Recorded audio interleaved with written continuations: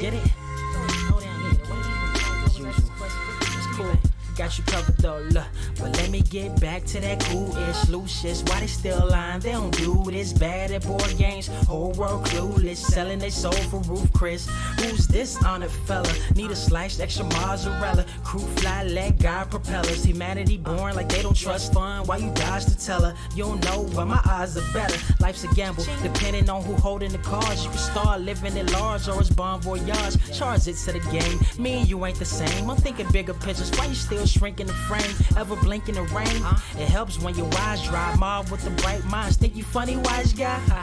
Midnight marauder with a new tribe. Tired of the fake. Come and vibe with the blue sky. Come vibe with the blue sky. I'm proud of you, try. We get them high. Take them high. What I do, come vibe with the blue. Yeah. Come vibe with the blue. Ask what up, vibe with the.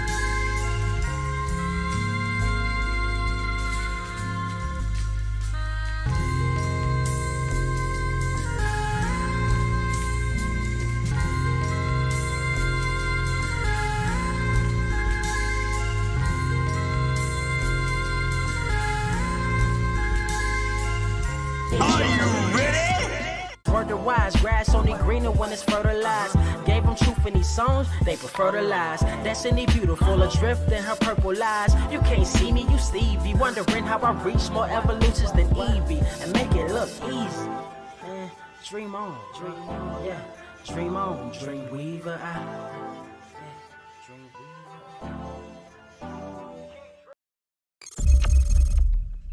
What is up, Earth's mightiest subscribers? It's your boy Ernie Blerd without fear. We're back in the motherfucking building.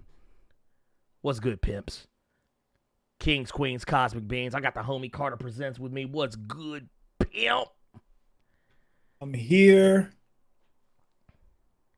I lost my train of thought. There you go. That's a hell of a word. I had something funny. I really had something funny prepared for that, but I fucking lost it just that quick. Just that quick, I lost it. Hey, look. Sometimes it be like that, man. Sometimes be it like be like that. Be like something. Oh man, dude, we got us a pretty good one today, man. We got us a pretty good one today. I'm excited. Yeah. First things first, though. Real quick, because we gotta take care of some things. Mm-hmm. We gotta take care of some things because we got stuff. We have obligations. We have a mission. We have things to do. So what I want to make sure that y'all know is that this is the last show before the end of the St. Jude Play Live campaign. Thank you, Carter, for putting that link in the Chizat. Thank you for that, sir. Yes, this is the absolute last Blerd Cave before. I'm not saying it's the last Blerd Cave, period. I'm saying it's the last Blerd Cave before St. Jude Play Live officially ends, which, for those who don't know, the campaign is set for 1 month, and it ends this Monday on the 31st. So this is the last show. We're making that last push to get ourselves up and to beyond plus ultra with the with our goal of $5,000. We've actually done incredibly well this entire campaign, raising money. Dude, wait, we started with what, 1,000? Was it 1,000? I think. Yeah, I think we started with 1,000, and then 1,000 got blown out. Yeah, basically what happened is you all are so amazing. In 3 shows, we we were getting a grand a show. Yes. And then that grand a show turned into the third one. We got $2 grand. Mm-hmm. So basically, we've hit every goal, every show. Yeah. Thanks to you peoples. You've hit every goal, every fucking show. It's great. It's crazy. Very. It is, and it's insane. And I don't make the rules. I don't make this shit up. It blows my mind. It blows my mind, and I want to first foremost, before we even get to the other stuff, I want to thank everyone who has donated thus far. Even if you haven't donated, if you have just simply shared the link or told somebody about it, I also thank you as well, because I know a lot of people think about it, they go, oh, well, I didn't really donate, but it's like, nah, that doesn't mean anything. Yeah. Because if you at least told somebody about it, that actually, God damn it. What'd you do? No way. Don't do that. Don't do that. Don't do that. Because I had to reload something. Oh, damn.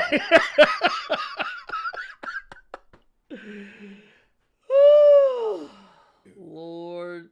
Dude.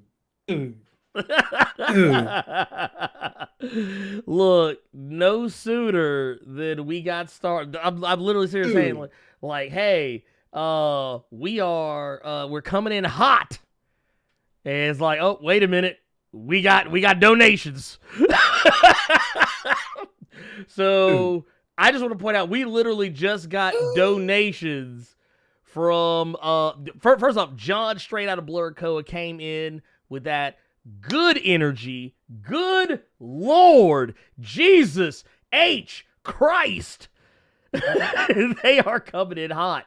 John out of Blerd Koa came through with a $500 donation that put us over the $5,000 goal, which was our goal for today.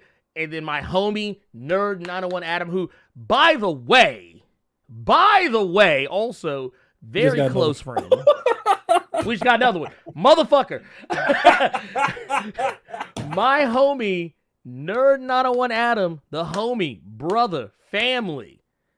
Love this man. This is also someone who I have worked closely with on stuff like this. This is actually something that we are doing in conjunction. We're both doing huge St. Jude Play Live charity campaign pushes, and he just came through with a $25 donation, which, by the way, thank you so much for that. Like, we just keep it building. We just build it.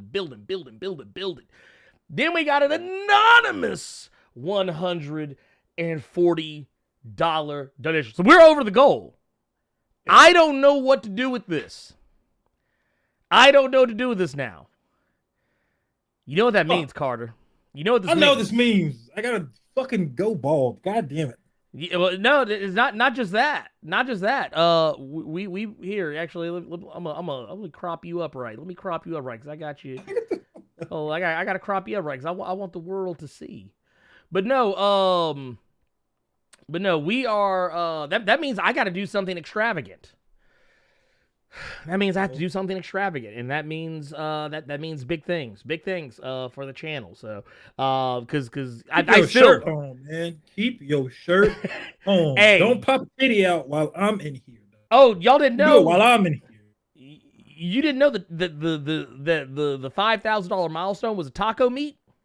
Let me say something. That's why I got the chat right on you where we are in this Discord call. I don't even see you right now. I see you and this in fucking chat is what I'm looking at. I don't want to see it. I tell you. Hey, look, I'm just here for it, man. I'm just here for it, dude. I'm just here for the people. I'm here for the people. So you know what that means? I guess, do I need to raise the goal? Do I need to raise the goal again? Because I feel like we just smashed it straight off rip. Do I need to raise it again? That's insane. I don't know what you can do at this point. Only thing you can do at this point is like some Dalmatians, push somebody off a balcony or something. Wait. It's like when they push them off the balcony, they could go. That's so fucking stupid. I'm sorry. That has nothing to do with this show, but that's fucking stupid. That's so stupid. Oh my god! If you all have seen Cruella movie, you all know what I'm talking about. But that's fucking stupid. The That dog is ran so stupid. and pushed that woman's mama, and she went all the way off Oh, the that's cliff. that's so stupid. Okay, so apparently we are.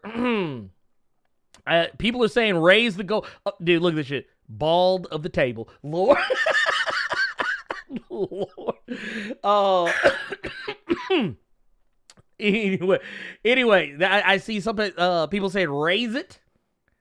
I've actually seen someone said raise it to 7.5. 7.5. Good Lord. I'm scared to do that. I'm scared to that because I don't know what you crazy people might do. Oh Lord, Y'all might, because y'all might meet that, and I'm scared. man. I'm I'm not cutting off shit else. Look, I'm scared. Like I don't want to. It ain't because I don't. It's not because I think that we wouldn't make it. It's because I'm scared we would make it. I'm scared we would make it. Oh God! But I'll tell you what I'm gonna do. We're gonna split the difference. We'll split the difference here. Here's what we're gonna do. I'm gonna raise it because you know what? I'm a crazy person. Okay. I'm a crazy person. So what I'm gonna do is I'm not gonna put it 7.5, but I am. However, look, some people say raise it to 10.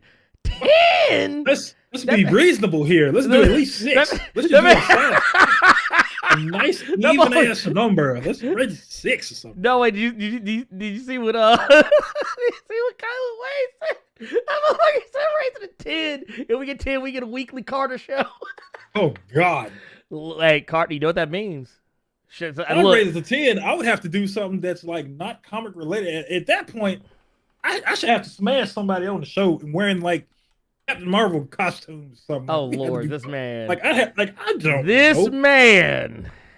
A weekly card, and then somebody else said what? A solo comic show? A solo? Oh, hey. I mean, Well, hey. here's the thing. That has been discussed. It has been discussed. It's been discussed, but it's more so of, you want to tell them? You just want to tell them? Well, okay. But no, I'm gonna let you do it. I want to steal your thunder. Okay, so basically, here it is. By the way, I'm gonna make it 7,000. 7,000 is fine. I don't like 7,000 is a nice round number. We can. Well, it's not a round number. It's actually it's not an even number. It's an odd number. But you know what I mean. It's a nice round number. It makes sense. Okay, so Nisi Hudson hit the nail on the head. I'm gonna have to do something real strange for 10K, dog. I'm gonna have to do something right? for, but God, Carter gonna be out here. We gonna have the shirt popped open. And listen, y'all already getting me to shave my head. I'm keeping the beard. That's my fucking compromise. It took too long to get this. I had that Hugh Jackman shit going on for years. It took too long. I'm keeping this. But what we were talking about doing, since this is all a comic show, let's say the Blerd Cave is like issues, and we are currently on issue 109, right? Yes. Fun fact, I told Ernie this past week. I have now been doing the Blerd Cave for a year. Mm-hmm. I've been on the show for a year. It's been a year. At the start of the month, I've been on here officially a year. Been on 50 fucking episodes of the Blerd Cave. It's crazy. But what we were talking about is me possibly doing a video for you all, more so if we want to keep it with the comic aesthetic, more so like an annual. It's me doing that how I would do it, not like Ernie would do it. I'm pretty sure you all don't want to hear me with the same catchphrases shit Ernie has.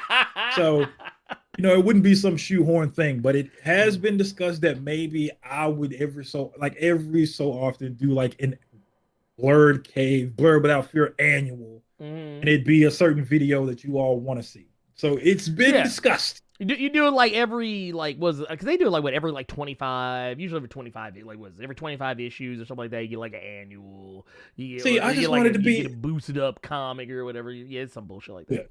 Yeah, something along those lines. So it has been talked about. I also want to point out that we also got more donate. We got a donation. We got a $50 donation from Nuke. Says keep killing it. We also got Eric Morgan, the real Hellfire Trading Company, coming through with $25 donation. Says for the future of Krakoa. We also got the King in Black, Absolute Venom. Gots to go get him, coming through with a $25 donation as well. Says for the Cheren. The Cheren. Not only that, because I said I'd be better about that this week.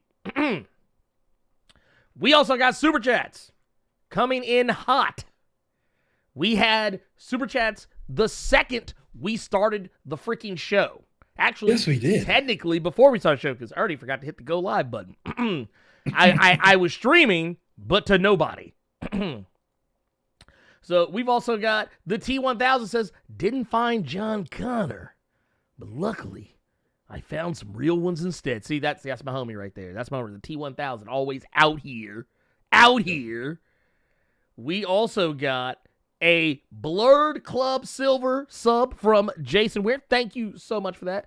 For those who don't know, if you are a member of Blerd Club, you get access to an exclusive video series that I do every week where I don't really break them down, but I tell you what my top 5 comics of the week are. Every week, without fail, I tell you what the top 5 comics are for me that I read of everything that came out that week, and I give you a little bit of a synopsis of what, kind of similar to what we do here on the show with the recommendations, but in this case, I'm giving you 5 instead of 1. Okay.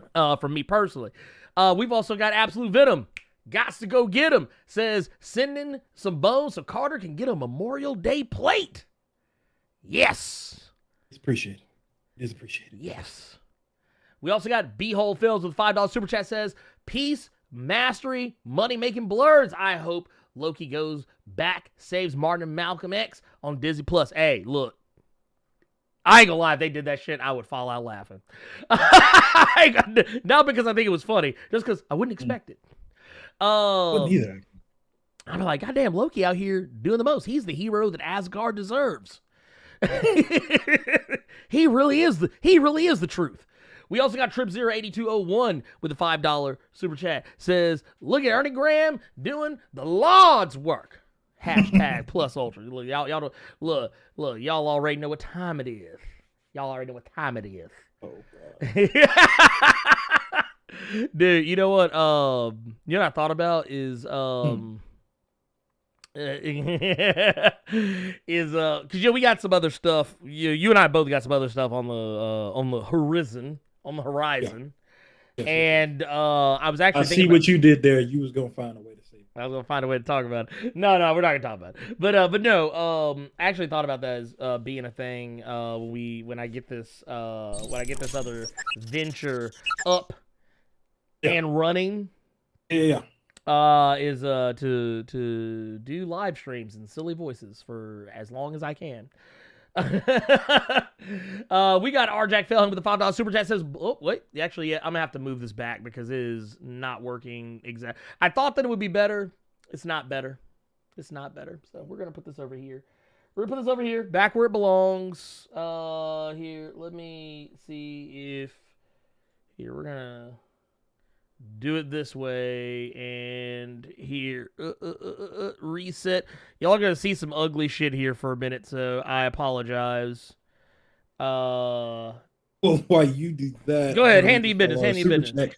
Read this $5 super chat from the boy RJack Felham. Appreciate you, sir. Blerd and Carter, kudos. Killing it with the donations. Keep up the good work, brothers. If you haven't seen it yet, check out the comic, The Old Guard. I enjoyed it. From what I read before Greg Rucka took the break he took, I'm sick of people taking fucking breaks. Hey. Sick of it. Because I got fucking Saga that's still on a break. I don't see that shit coming back no time soon. Deadly Class just came back. I wish that show had stayed around longer. Me too. I think that show had some problems. But I don't think Saga's coming back anytime soon just because Brian K. Vaughan doing the goddamn One Last Man show for FX. Yeah, Brian K. Vaughan is in high demand right now. Y'all ain't gonna see that saga anytime soon. What did they end on? Was it saga? Was it number 50? I think it was 50. Yeah, you ain't seeing 51 for a minute. Y'all ain't gonna see 51 until y'all old and gray-headed. Brian K. Vaughan is gonna be a head in a jar like on Futurama, writing that shit with a ghostwriter. He gonna have somebody typing the shit out for him. That's how the shit gonna go down. Nuke Juice. Okay, 54. It was 54. Okay. Yeah, 50, right. That ain't no better. Look, you ain't getting 55 for another 20 years. You go look. I tell you what, all y'all gonna be 55 by the time that motherfucker come out. Nuke Juice coming through with the $4.99 super chat says Loki out here about to give the time authority mamas cooking. Lord, look, see, you know what I want to do? You know what I want Loki to do? You know what I really want Loki to do? I want Loki to go back to the time where Coca-Cola was being made. And he fixes that shit so a black woman gets her coins. That's all I'm saying. That's all I'm saying here, okay, ladies and gentlemen.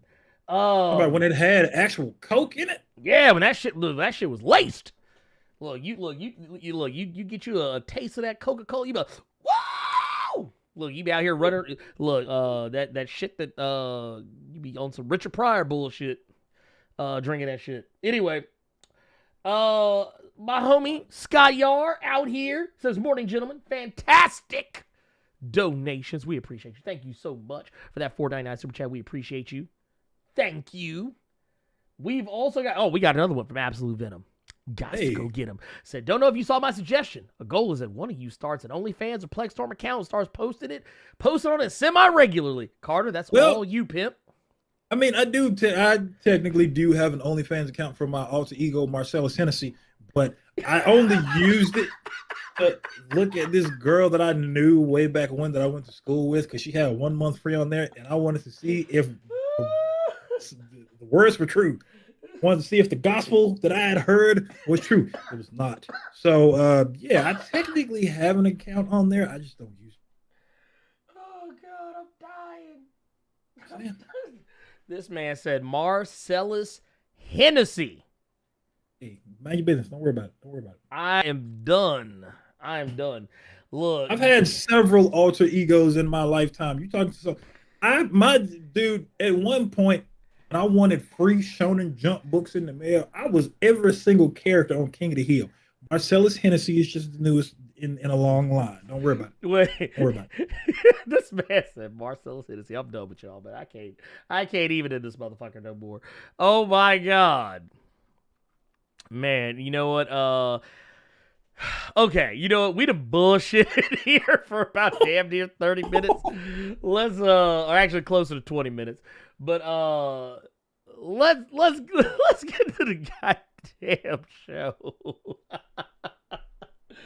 Oh my God. First I want to say thank you. Welcome everybody that's in here right now. We appreciate you being here. We love you. We thank you for hanging out with us. You could be anywhere on the internet on a Saturday, and yet you are here. So it is always appreciated.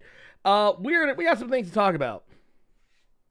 First and foremost, there's something I actually didn't think about till after the fact. It was kind of an afterthought because I almost kind of forgot about it. But I forgot that the Eternals trailer came out earlier this week. It was actually I guess technically it was a teaser trailer. It was just giving us a little taste. And I know the trailer, it caught some flack for two completely different reasons. Okay. There were a lot of people who said the trailer was just because there was no fighting in it. There was no reveal of the threat to come, even though they did actually show a little bit of the threat to come.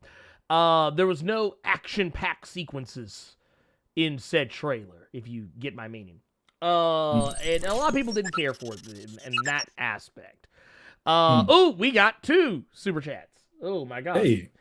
We got one from our Cali One says, just want to drop my tithes and offerings to the First Baptist New Pilgrim 46th Street Ebenezer AME New Birth Church of Blerd. You know what? I'm gonna add a little something. Church of Blerd with but next to the Third Rock on the road to Jericho Missionary Baptist Church, because we all got.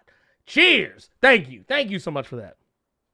Thank you so much for that. We appreciate you. Yeah, I just want you to know we appreciate that $20 super chat, that $20 donation to the cause, man. We appreciate you. We also got we got Claude Riddy up in here says, and this is a $15. This is $15 super chat. Says just showing some love and support. I love this channel for the information and what it represents. Keep it up, dude. Thank you for that. Thank you for that, dude. Dude, that y'all don't know how much that means. That actually means more than I think a lot of you. And we got another one right behind it. Wow, goddamn! Are we just gonna have like this? This is gonna be just a super chat show. I'm mad. I'm not mad about it. I'm not mad about it. Let's see. With it being AAIP, Marvel is about giving us Shang-Chi, and DC low-key gave us Aquaman. Who would you two pick for the second hero to represent in a movie? Okay, so if I'm not mistaken, I suck at acronyms, but if I'm not mistaken, that is Asian American. Was it as amazing? Association of American Indian Physicians. That's what Google told me. Stop that shit. Pacific Islander and so on and so forth. But a lot of your more Asian, centric ethnicities and cultures. And honestly, if you are going to continue the path, if you're going to continue the good work in making sure that other cultures and ethnicities are getting their representation, I would honestly, for Marvel after Shang-Chi, if I were them personally, if I were them personally, I would start looking in the direction of maybe say,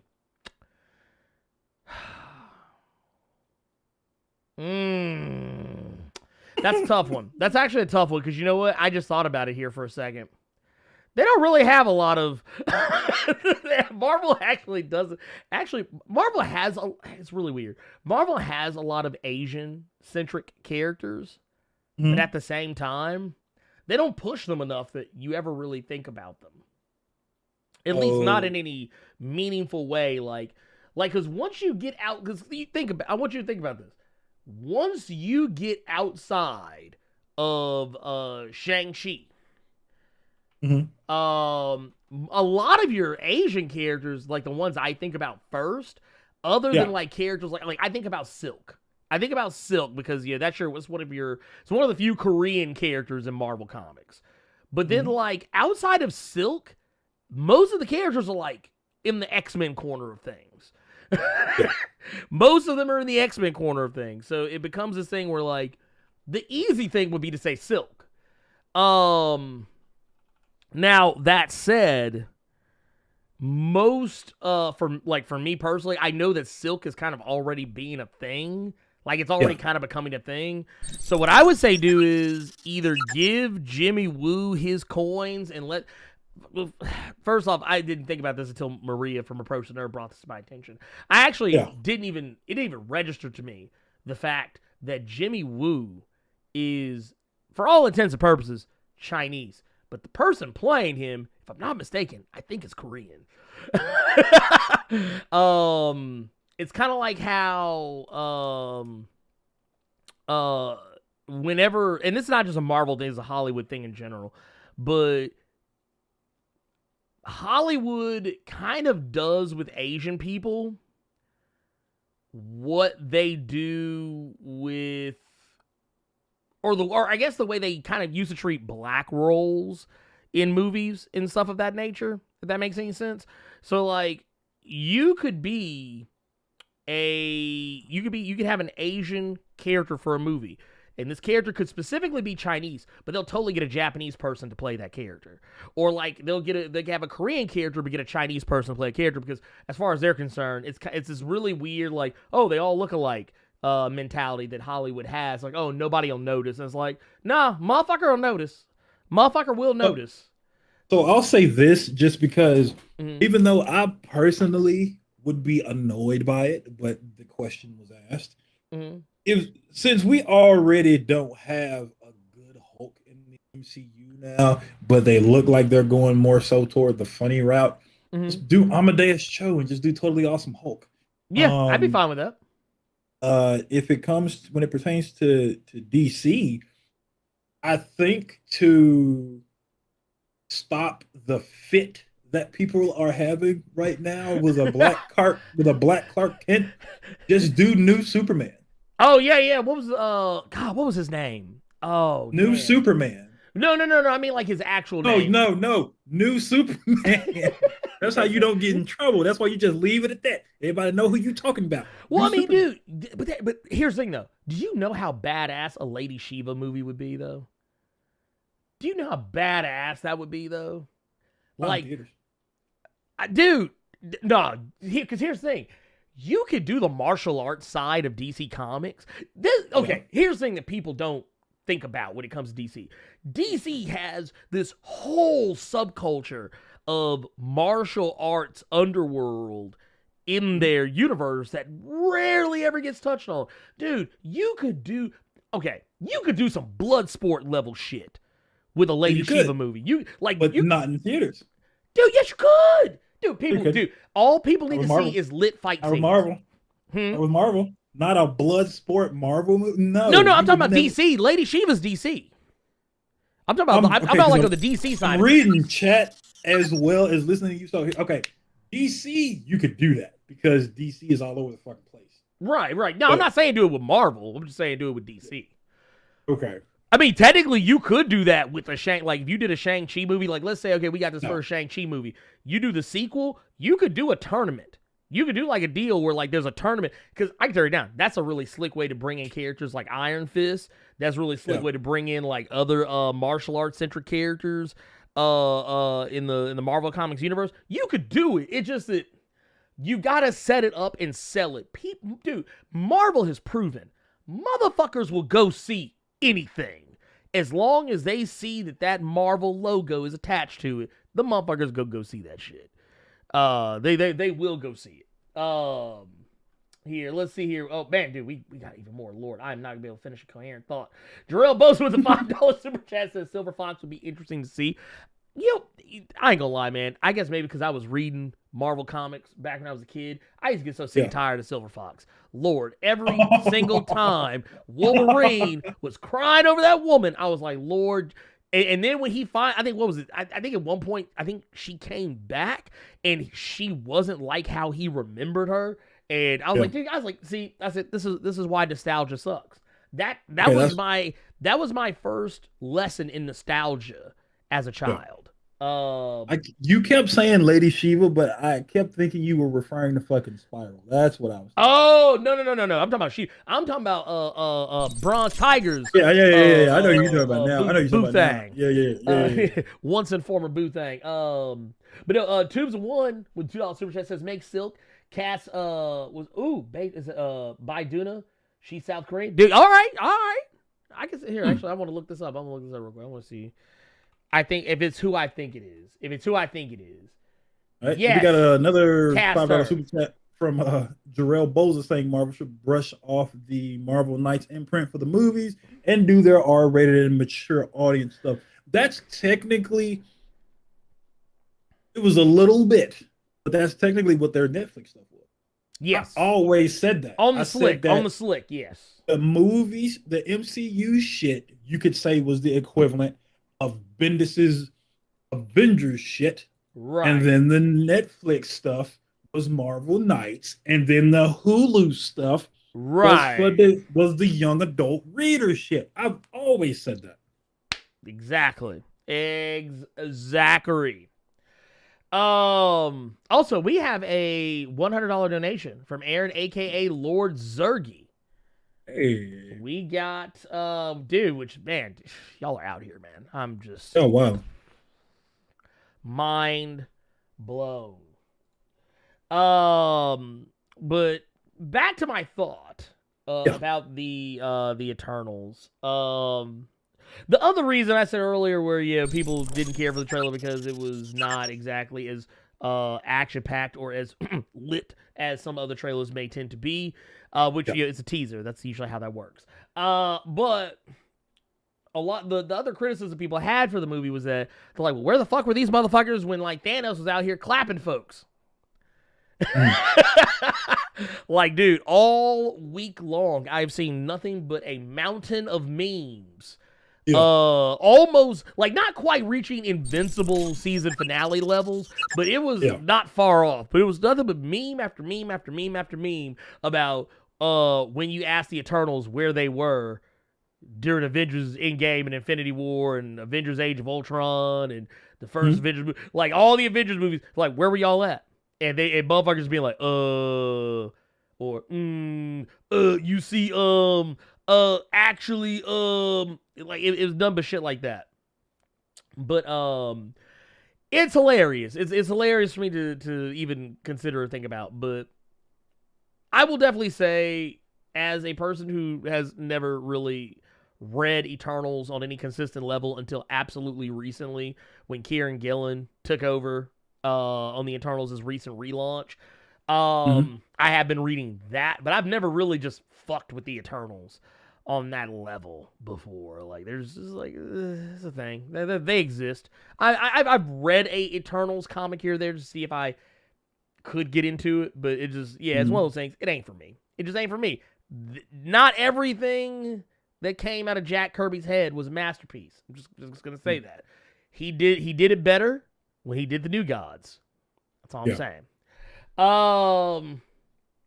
But that said, we do have some more super chats here. Man, we're gonna get through it eventually.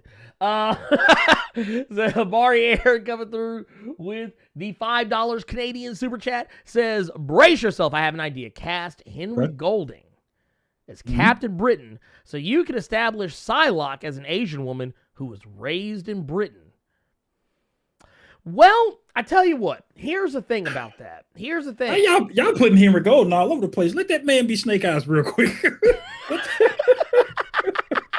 that man be Snake Eyes for a minute. Good Lord. I was about to say, dude, first off, dude, that Snake Eyes shirt, the Snake Eyes trailer shirt, I was like, damn, y'all actually kind of make me want to see this bullshit.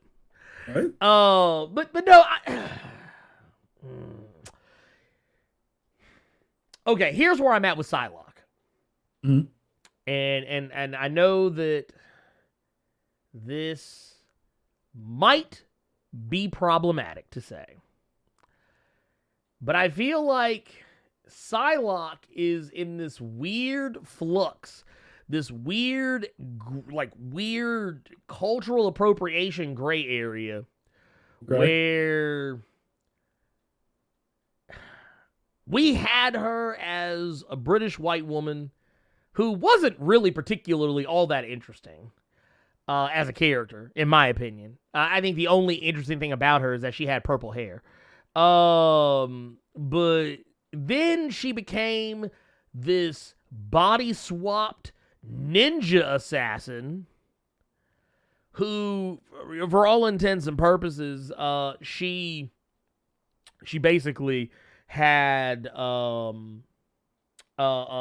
she was basically a white woman in a Japanese woman's body. She was the ultimate weeaboo. She was literally the epitome of a weeaboo. And not only that, it just then you fast forward to a point where then you learn that, oh, wait a minute, the Japanese woman whose body she took, Kwanin, she is now in the white woman's body. Oh my God, what is really going on here? Then we find out later the white woman's body is dying, and Kwanin is still in that motherfucker. And then you flash forward many, many moons later, some other bullshit and chicanery happens, and then we find out, wait a minute, Kwanin is still out there somewhere, and she winds up, Betsy, she winds up getting, creating her own body and coming. It creates this weird ass thing where it's like now she's white again, and it's like not only have you did this weird cultural appropriation thing with her character, making her Japanese, but now you're also taking away Asian representation by making her white again. It's like a weird thing where it's like you're whitewashing, but at the same time you're not. You're just putting things back the way it was, but it's still it's weird. I've never been particularly fond of how the character of Psylocke has ever been handled in any capacity, and I don't know. I actually kind of prefer Quantum being Quantum and Betsy being Betsy. So that's the thing that, yeah. Quantum can be Psylocke. Betsy can be whatever the fuck she is right now. Oh, okay. Let you speak your piece on Eternals, but let me say this. Mm-hmm. You don't think those people, because here's the thing. The people that are more so like, I don't think it's well, this may be what you've seen on Twitter and things like that, but when it came to action, I didn't really give a shit that there was no action in that trailer. I just wanted that trailer to give me a reason to care. Okay. And I still don't give a fuck about this movie. So the reason being, like, okay, we have all these high-profile actors and actresses in these roles, but so, and here's the thing. There are several films that have no action in them whatsoever, but their trailer will still put forth tense moments and stuff that'll kind of get you a little bit antsy to want to go see that. But that's the apples and oranges conversation. If a movie's not an action movie, then what they're doing is they're giving away their plot or giving away their, like, for instance, the case of a comedy movie. A comedy movie basically tells you some of the best jokes in the movie. They put those forward so you'll be enticed to go see it. This movie is, while it's not necessarily an action movie, it's technically more of a drama than it is anything else. Based on some of the reports I've read from talking with Kevin Feige and Chloe Zhao, it does have action in it, but it's not a 100% action movie. So it's not a fair comparison. Drama, if that's the case, if it's going to be a drama, then put some of that in at least in the trailer, so I know. But it's not a trailer; it's a teaser. Okay, teaser, trailer, apples and fucking oranges. But what I'm saying is, basically, what I'm saying is, okay, it was a teaser. That's fine. I wouldn't even call it a teaser. This was basically what they've done at Comic-Con and what they've done in news stores. We're just gonna show you all the motherfuckers that's in it. That's what that was. Well, I mean, that's a teaser. It's an announcement. Okay, but what I'm saying is, whoever put it together, that's basically what I was trying to get at. Whoever put this together, I don't really think did that well of a job trying to entice people. Because looking at that teaser, I don't really want to, because I don't really give a shit to see the trailer, because I don't know anything about it. Well, you don't even care about the Eternals in the first place. No, you don't even care about the Eternals in the first place. It's not that. It's just, I wanted a reason to want to watch this movie. I wanted a reason to go read the Karen Gillan book. I always felt just read the book stuff. But here's the thing: I always felt like if I read that book, there's gonna be so much shit going. It's kind of like dude, it's a complete reboot. It's a complete reboot. See, I didn't know that. I thought it was a continuation of everything that came. Nope. Okay, see, it's a complete reboot. Complete reboot doesn't have shit to do with anything that came before. Okay, because my issue with the Eternals was always, I thought I was going to have to read a bunch of shit just to figure out everything about Black Bolt, Medusa, this, that, and the third. But when I started reading all that Inhumanity stuff and everything else that came with it, I got a better idea. I thought with the Eternals, they were always going to be pulling from Marvel history. So that's why I kind of got nervous, because like a lot of these comic people, when they see that a book is on issue like 1,000 or some shit, they're gonna look at that book less as opposed to a book that's like on issue 5, 6 or something like that. That's why I'd never really paid any kind of attention to the Eternals, just because I thought, again, they were pulling from history, and I would always get them and the fucking Celestials mixed up, because I thought they were one of the fucking same until I started reading up about Celestial shit. Well, I say all that to say, the point is,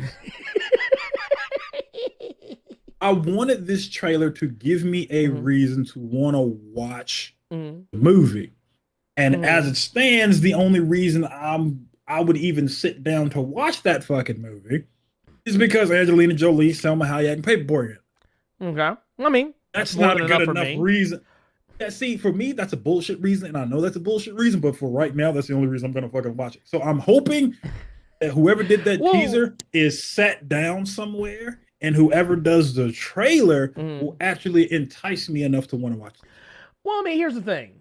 That's kind of, I mean, it's an old Hollywood way of thinking, but that's kind of the way Hollywood was made. Like, you went to go see movies because so-and-so was in it. Once upon a time, trailers used to not tell you everything that was going on in a movie. So if you went to go see Indiana Jones, you went because, oh, Harrison Ford's in it. Or if you went to see another movie that had Harrison Ford in it, you didn't really so much go see the movie because of the premise. You went because, oh, well, it's Harrison Ford, and I've seen him in Indiana Jones, and I like him in Indiana Jones and Star Wars and Blade Runner and all that shit. So yeah, I'm gonna go see this. That's kind of the reason why we've gotten past that. You don't think we've gotten past that point though, because of however many actors that we have seen that you go for that reason, and then when you go see it for that reason, the film is shit. Well, I mean, but here's the thing. I don't think that's a good argument. No, I'm not saying that that's a good excuse. What I'm saying is that that's not a bad. I mean, it's still not a bad reason to go see it. There's lots of people who watch movies just because someone is in it that they like. I mean, shit. Honestly, I didn't give a fuck about John Wick. I only watched it because Keanu Reeves was in it. If I'm being brutally honest, because you're a Keanu Reeves stan. We've known. No, I'm not even a Keanu Reeves stan. That's the sad part. You know what happened when I watched? No matter how much people kept saying, "Oh my god, dude, John Wick is lit. Oh my god, it's so amazing. Oh my god, it's the best thing ever since sliced bread. Oh my god," and people just jerking off to the damn movie. What happened? You know how that? Yeah, I actually watched that movie. It literally, I had a bunch of friends over. The movie we wanted to watch, we realized wasn't actually out yet. And because none of us really, it was like a bullshit movie night, and we didn't do any research prior. And then I was like, fuck it, we can rent John Wick. And I rented it, and then we watched it. I was like, well, it's got Keanu Reeves in it. I was like, I don't really give a fuck about what's going on in the movie, but it's got Keanu Reeves in it. Fuck it, y'all want to watch it? And everybody was like, yeah, let's watch it. It's got Keanu Reeves. He's usually good and whatever. And then we watched it, and that was it. Okay, so let me tell y'all why this nigga's lying. Okay, behind that Wonder Woman picture right there is a picture of Keanu Reeves from Speed. Where you see that amazing Spider-Man poster behind him is another picture of Keanu Reeves from fucking Point Break. The motherfucker just hides it when we start. I mean, I have a Reservoir Dogs poster, but that doesn't have Keanu Reeves. That actually has Michael Madsen. What the fuck does that have to do with Keanu? I'm just saying, it's the only movie poster I own. The only movie poster I actually own is a Reservoir Dogs movie print poster. That's all I have. Because I love that movie, even though I have issues with Quentin Tarantino. But no, the point matters. No matter how the trailer was cut, I don't think it was the best cut trailer, but I know exactly what's going on in the movie. I could probably tell you right now everything that's going to happen in it. I could actually go. That was my only argument. Was the way it was cut does not make me give a shit. I'm hoping the trailer does. Well, no, I agree with you. I agree. I'm not disagreeing with you there. But it's kind of like if I go through the movie, I can literally look at everything and tell you, like, okay, this movie, basically, I can tell you start to finish, boom. When you see that part where here, you know what? Just because I like visual aids. I like to have visual aids, so we're gonna have visual fucking aids. Okay, tell me if this is true or not, because I'm reading the chat right now. Prophet 04 is saying that they're going for like Oscars with this film. Is this supposed to be like Oscar bait? I have no idea, but I think I've heard people say that it's probably gonna be the first Marvel movie to win an Oscar, like on the merit of like something on the level of like what we're accustomed to seeing with movies. Like oh god, what's a good example? I'm trying to think of an actual like good example. But basically, for lack of a better way to put it, movies that are typically thought of as being Oscar worthy, they're making a movie in such a way that it's maybe not necessarily meant to get an Oscar, but if it did get an Oscar, like if it got nominated for best actor or actress or best screenplay, whatever, blah, blah, blah, blah, blah, blase. Basically something other than best costuming, best visual effects is what I'm saying. If it got something other than that, it would be purely by coincidence. But a lot of people see the pedigree of the people that are in the movie. They see that, I think it's Chloe Zhao, who just recently won an Oscar, if I'm not mistaken. And you've also got like talents like Angelina Jolie, and Salma Hayek, actors who have proven their acting chops over the years. You have all these different people in this movie, and yeah, I could kind of see where people would go, oh, they're going for Oscar bait. But I don't think that's necessary. I don't think Kevin Feige would waste his time saying, hey, let's go well the fuck out of our way to make a movie just to win an Oscar. Like, Mailman is saying that Feige said Best Picture. Best Picture, sure. But I don't think... Here's the thing you gotta think about with Kevin Feige. When he says that shit, when he says shit sometimes, you can't take him to... Like, you gotta think about the context and what it was said. Like, yeah, if it could, sure, they got the talent to do it. And technically, they've had movies that I think probably could have won a Best Picture in the past. But the thing is, I don't think that's not the sole purpose of making the movie. It's a byproduct. It's something that like, oh, well, if we get it. I don't think Kevin Feige literally woke up one morning and said, you know what movie is going to get us the Oscar? Eternals. So we're gonna pump hundreds of millions of dollars in this movie just to do one thing. That's not how Kevin Feige works, not even in the slightest.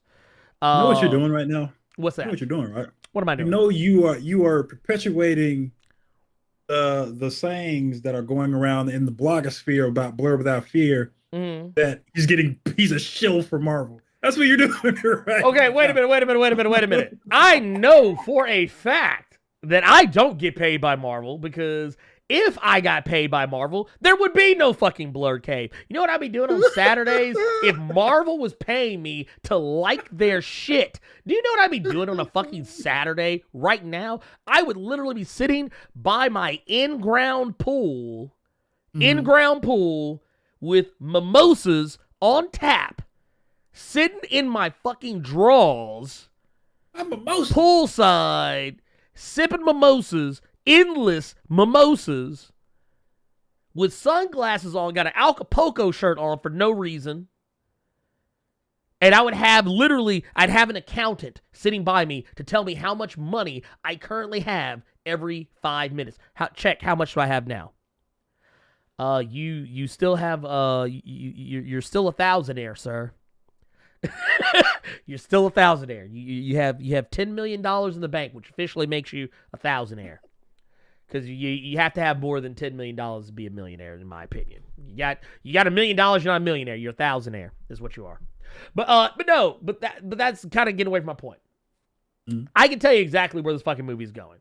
When these motherfuckers touch down, you see this shit right here, where the motherfuckers got the little ship coming down, and it's like, okay, that's the origin story. Hey, we're made by the Celestials. We're normally not supposed to interfere with the fuck is going on with man, and we've been sitting here watching this shit going on for all this time, and then all of a sudden, out of nowhere, what's it? This is what's her face? I think this is Thena.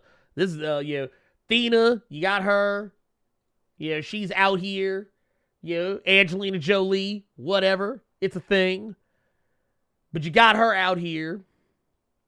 And the Eternals are coming together. You got, what was it, Ajax, who's supposed to be the leader. Also appreciate that they didn't make Salma Hayek try and talk with some accent other than the one she normally speaks in.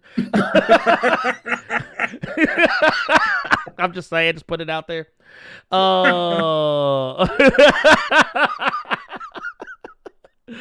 no, yeah, of course. And the principal character, Paperboy, looking like he is trying really hard to manipulate some vibranium so he don't fuck it up for the Wakandans. He's like, man, I'm just trying to make this shit happen because, man, I really don't want King T'Chaka to be mad at me, man. Look, I'm just trying to make this shit happen. They gave that boy a Rubik's Cube and said, hey, just make this shit Just make this shit happen. He's like, oh, man, dude, I don't want to fuck this up, man. I don't know what the fuck I'm doing. But no, but the thing I'm getting at here, though, is that you got these characters. You got, what was it, Icarus. Icarus is sitting right there. He's sitting here looking longingly at Cersei, who, for those who don't even know, this is how Marvel does you. Y'all don't even notice this shit. They literally took Dr. Minerva from Captain Marvel and put this heifer in another Marvel movie, and since she ain't got on no purple and blue makeup on her face, y'all didn't even recognize it was the same woman. This is how Marvel do you. They got this one point. She getting the villain and the hero bag in the same Marvel Comics cinematic universe. Y'all need y'all's ass whipped. But basically, I can tell you right now, Cersei's gonna be the one. She's gonna be like, hey, these humans, man, we should really invest in these motherfuckers. I'm just saying, we should invest in them, and everybody else will be like, I don't really know what's going on here. I don't really want to do that. But, hey, it's cool if you think that's a good idea or whatever. And that's basically what it's going to come down to. And then when you get to this shit right here, like there's a scene here in this shot, I'm going to tell you what's happening right now.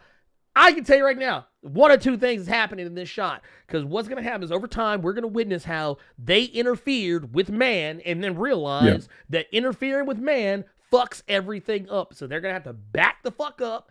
And they're gonna be like, nope, I ain't in this shit no more. We getting the fuck about, because there's some shots later on we see where they're somewhere else and shit is just going to seed and they're trying to stop it and they're probably going to make things worse than what they actually are. And then what's going to happen, this shot right here, one of two things. I promise you, one of two things is happening right here. Either A, Cersei is witnessing motherfuckers about to get dusted left and right, or B, that heifer just came back from being dusted and it's like, what the fuck is going on? I'm telling you that like y'all just wait and see. And then you got I forget who this character is supposed to be, because like once again, I'm not incredibly up on the Eternals, but this character is someone who is apparently important. Here's homie that I told you that made me go like, dude, did they cast Ezra Miller in this bullshit? God damn. But no, I don't know who the fuck he is, and apparently he's a nice person who doesn't choke anybody. But yeah, this is actually one of the shots right here where the woman with the super speed, they're saving somebody. This is kind of going back more to what I'm talking about right here. But something tells me they are going to realize that interfering with man is not a good idea. And now that everything else has happened, they're like, wait a minute, the world has no protectors, or the world's just in a weird place and some new threat is coming.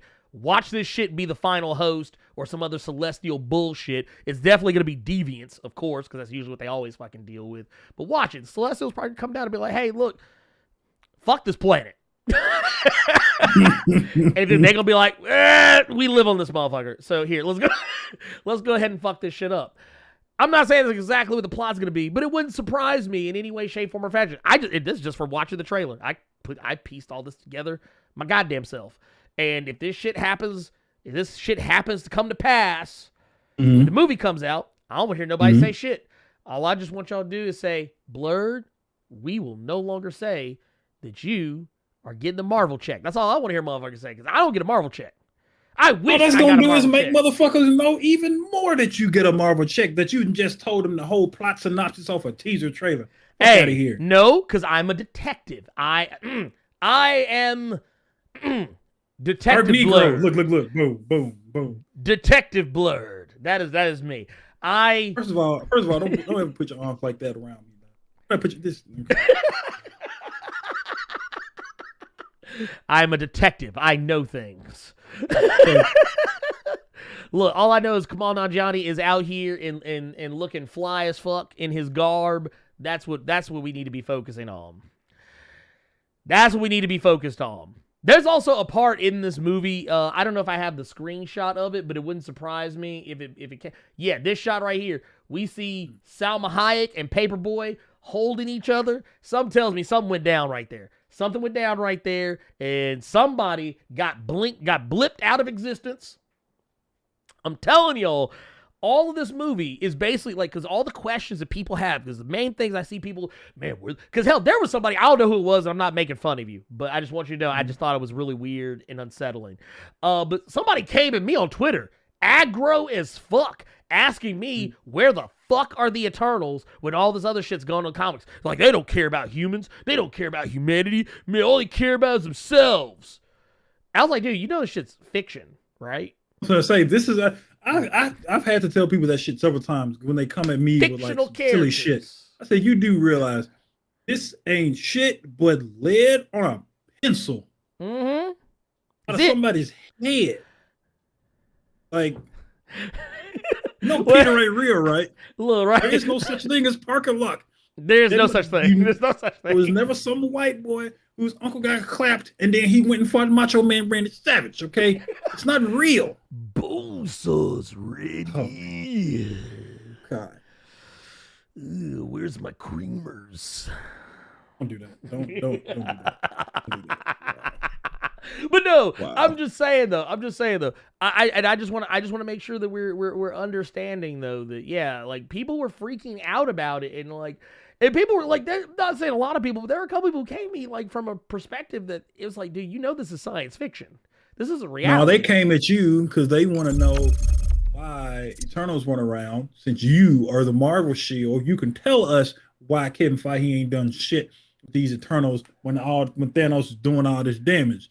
Why, right? Why you ain't tell us, Ernie? Huh? Did they stop paying you? Is that what it was? So you don't got the news no more? I should stop watching fucking Blerd Cave if you're not gonna tell me the other news before everybody else got it. You told motherfuckers about Inferno before it even came out in the issue. So yeah, you know some shit, Blerd Without Fear. You know something. When your head shines a certain way, you finna tell us some shit we don't know. Watch. Hey, look, hey, just like I told y'all. Yes, I did call Inferno. I called that shit. Motherfuckers called me. No, man, you're overthinking, dude. Because here's the thing. I can't tell you how many times I've looked at them comments. I may not answer them, but I look at them comments. Man, you're overthinking it, Blerd. You're overthinking it, bruh. You're thinking too hard about it, man. It's just comics, bruh. And then come to find out, man, accent. That was my white man. That was my California white man. I apologize, any California white men I may have. First of all, I can attest to this that no white person talks like that in California because when they see you, they'll cross the street. I can go ahead and tell you that. No white person says that. They look at you, they do that smile with their chin, and then they keep it the fuck on. So no white person in California says that. Wait, or can it be frat boy? Like can it be like California frat boy? Is that a thing? But no, I just find it funny. I find it incredibly hilarious that, yeah, like, I'll say some shit, and people think, like, oh, I just pulled this shit out of my ass. No, I've thought about this. I've sat down, I've thought about it, I've done the math, I've done the research. And if I say it, it's because I believe it probably will happen. And y'all know me. I normally don't like to predict shit. A lot of times, I just be saying stuff. I just be like, oh, yeah, that's what I'm thinking. And then the shit happens, and the motherfucker's like, oh, damn, dude, you did call it. Why? I haven't been reading comics for as long as I have and watching movies for as long as I have to not see shit coming sometimes. sometimes shit is too telegraphed. A lot of times the shit's just telegraphed, and that's why I see it. But you know what else we didn't see coming though? What did we not see coming? We didn't see this Quicksilver news coming. We did not see this Quicksilver news coming. That's how he got clapped in Age of Ultron, but you didn't see that. Okay. See, we got super chats too. We got super chats too. Let's look at these super chats real quick. We got a plenty of them. Jarrell Boza says, no, I meant that Korean hero, not Silver Fox. I made a mistake. White Fox is her name. Yes, White Fox. I know what you're talking about because they were recently in the New Agents of Atlas and the Taskmaster miniseries that was out just recently. Great character. I could see something like that. You could make it like a spy picture. You can make a spy picture with that character. I think would do really well. But like I say, Marvel can make whatever they want. They've proven it already. They can make whatever they want. The only thing that changes is that person.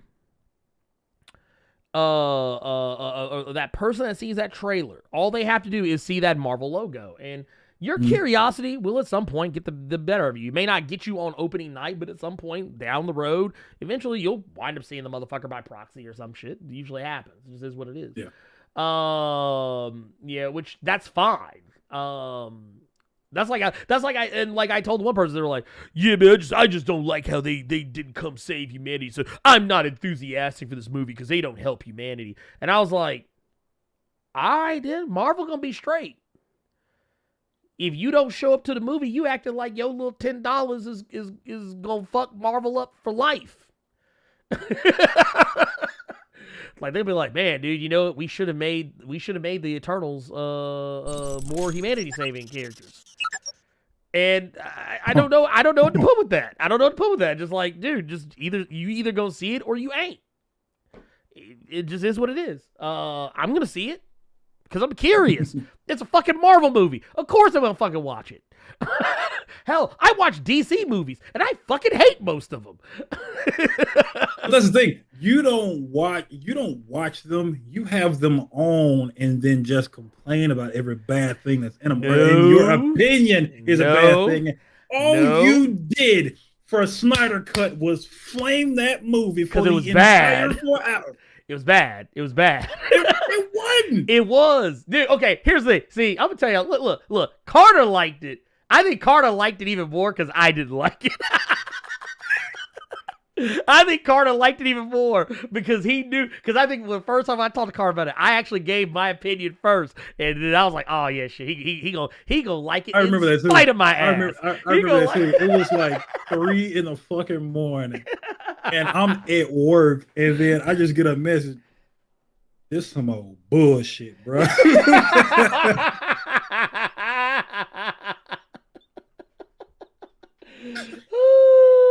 By the way, WB actually did release their copyright claim on my commentary on the so it is no longer blocked. It is very viewable for anybody who wants to go back and watch it.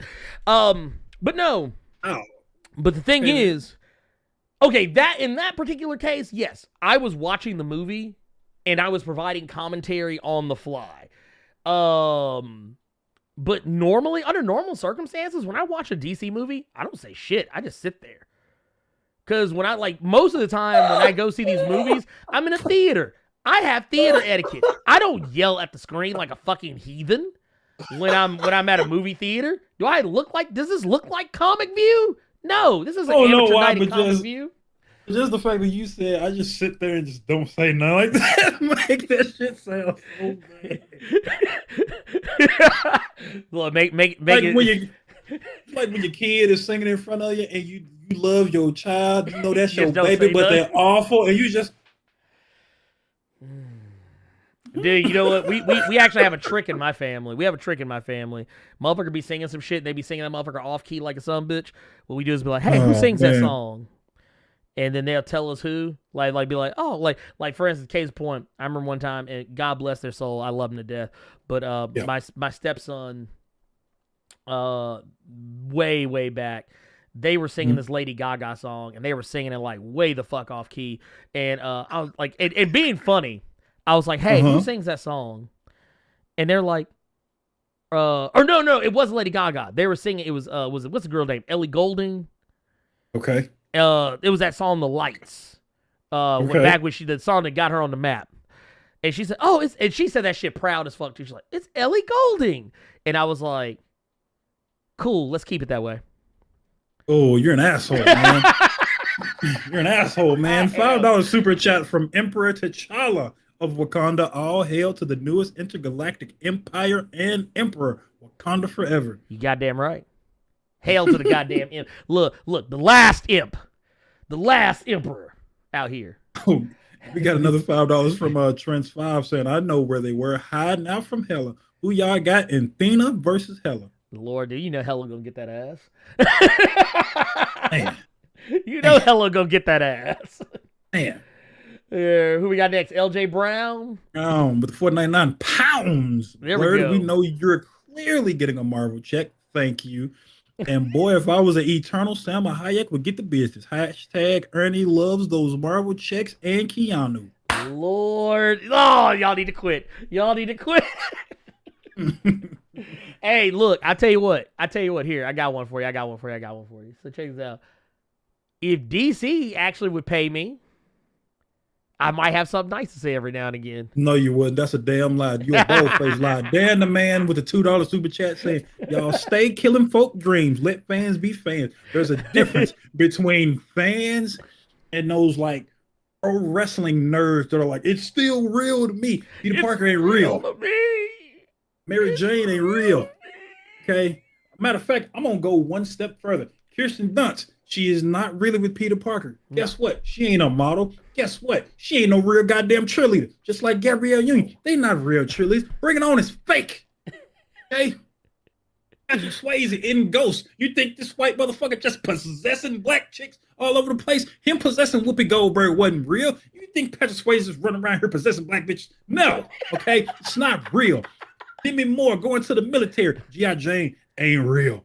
Okay? Ain't real. Apocalypse Now. Martin Sheen wasn't in the war. The motherfucker didn't snap and lose his mind. This is all fake, people. Look, it's all stories. Let me tell you something. Was it Michael D'Onofrio did not kill himself in Full Metal Jacket. I just saw that motherfucker yesterday. Right. He was in Daredevil. When he popped that one dude's head like a goddamn Pez dispenser that first season, that dude ain't dead, y'all. He's still here. That dude ain't dead. He's still with us. Vincent D'Onofrio was just told slam a door real hard like you just stubbed your toe in the middle of the night, and we gonna use that for the show, okay? Okay, that's it, people. It's not real. Oh, Jesus. God. Like what was one of my favorite things from, I think, what was it? Jay and Silent Bob Strikes Back is like fictional characters. What Fictional the fuck characters. did you just do? Don't do that. I gotta hide your face again. Don't ever do that in my face again. What the fuck was that? Did y'all see what he just did? What the fuck was that Ernest just did? I just you see what y'all don't know is I just hit y'all with like the ultimate genjutsu. Nigga, you just put some kind of voodoo curse on us. What Look, you just did? Don't do that. Y'all got hit with infinite Tsukuyomi and didn't even know it. Look at you. Look at you. Y'all, infinite Blerd cave. Oh, but no, my homie Poe Archery Media coming through, says dropping in to show some love. Can't stay. All I'm gonna say is X-Men number 20. That was a good issue. Yeah, that was a badass issue. It didn't make you feel for the humans a little bit. A little bit. It did actually, because were you still thinking this woman is crazy? Actually, I was thinking both. I was actually thinking both because I'm like, damn, dude, she gonna put her husband into Nimrod?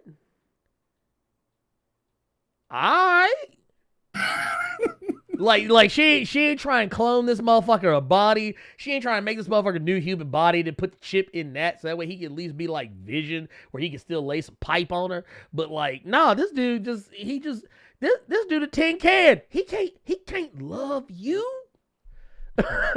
Look, what was the first thing dude said when he came out that motherfucker? I can't give you no children. $5 super chat from fucking Anthony Bolton and Blerd Cave. The real question is, why didn't you warn us about Omni-Man, you monster? Hashtag ink and paper. It wouldn't have been as funny if we told you all about Omni-Man. Well, no, actually, here's the funny part. I did. I did twice. I actually did it in the video for Invincible. I told y'all some shit was going to go down. I warned y'all. And then on one Blerd cave, I won't say which one it is, but there was a Blerd cave, like 2 or 3 Blerd caves before the season finale. I actually did spoil the turn. And I was just like, dude, how do y'all not see it? I was like, how do y'all not see this shit? This dude acted sus as a motherfucker. He is the ultimate sus. He is sus sauce. But anyway, the whole film says, tell Blerd to zoom out the camera. It's just a room on the Marvel movie backlot.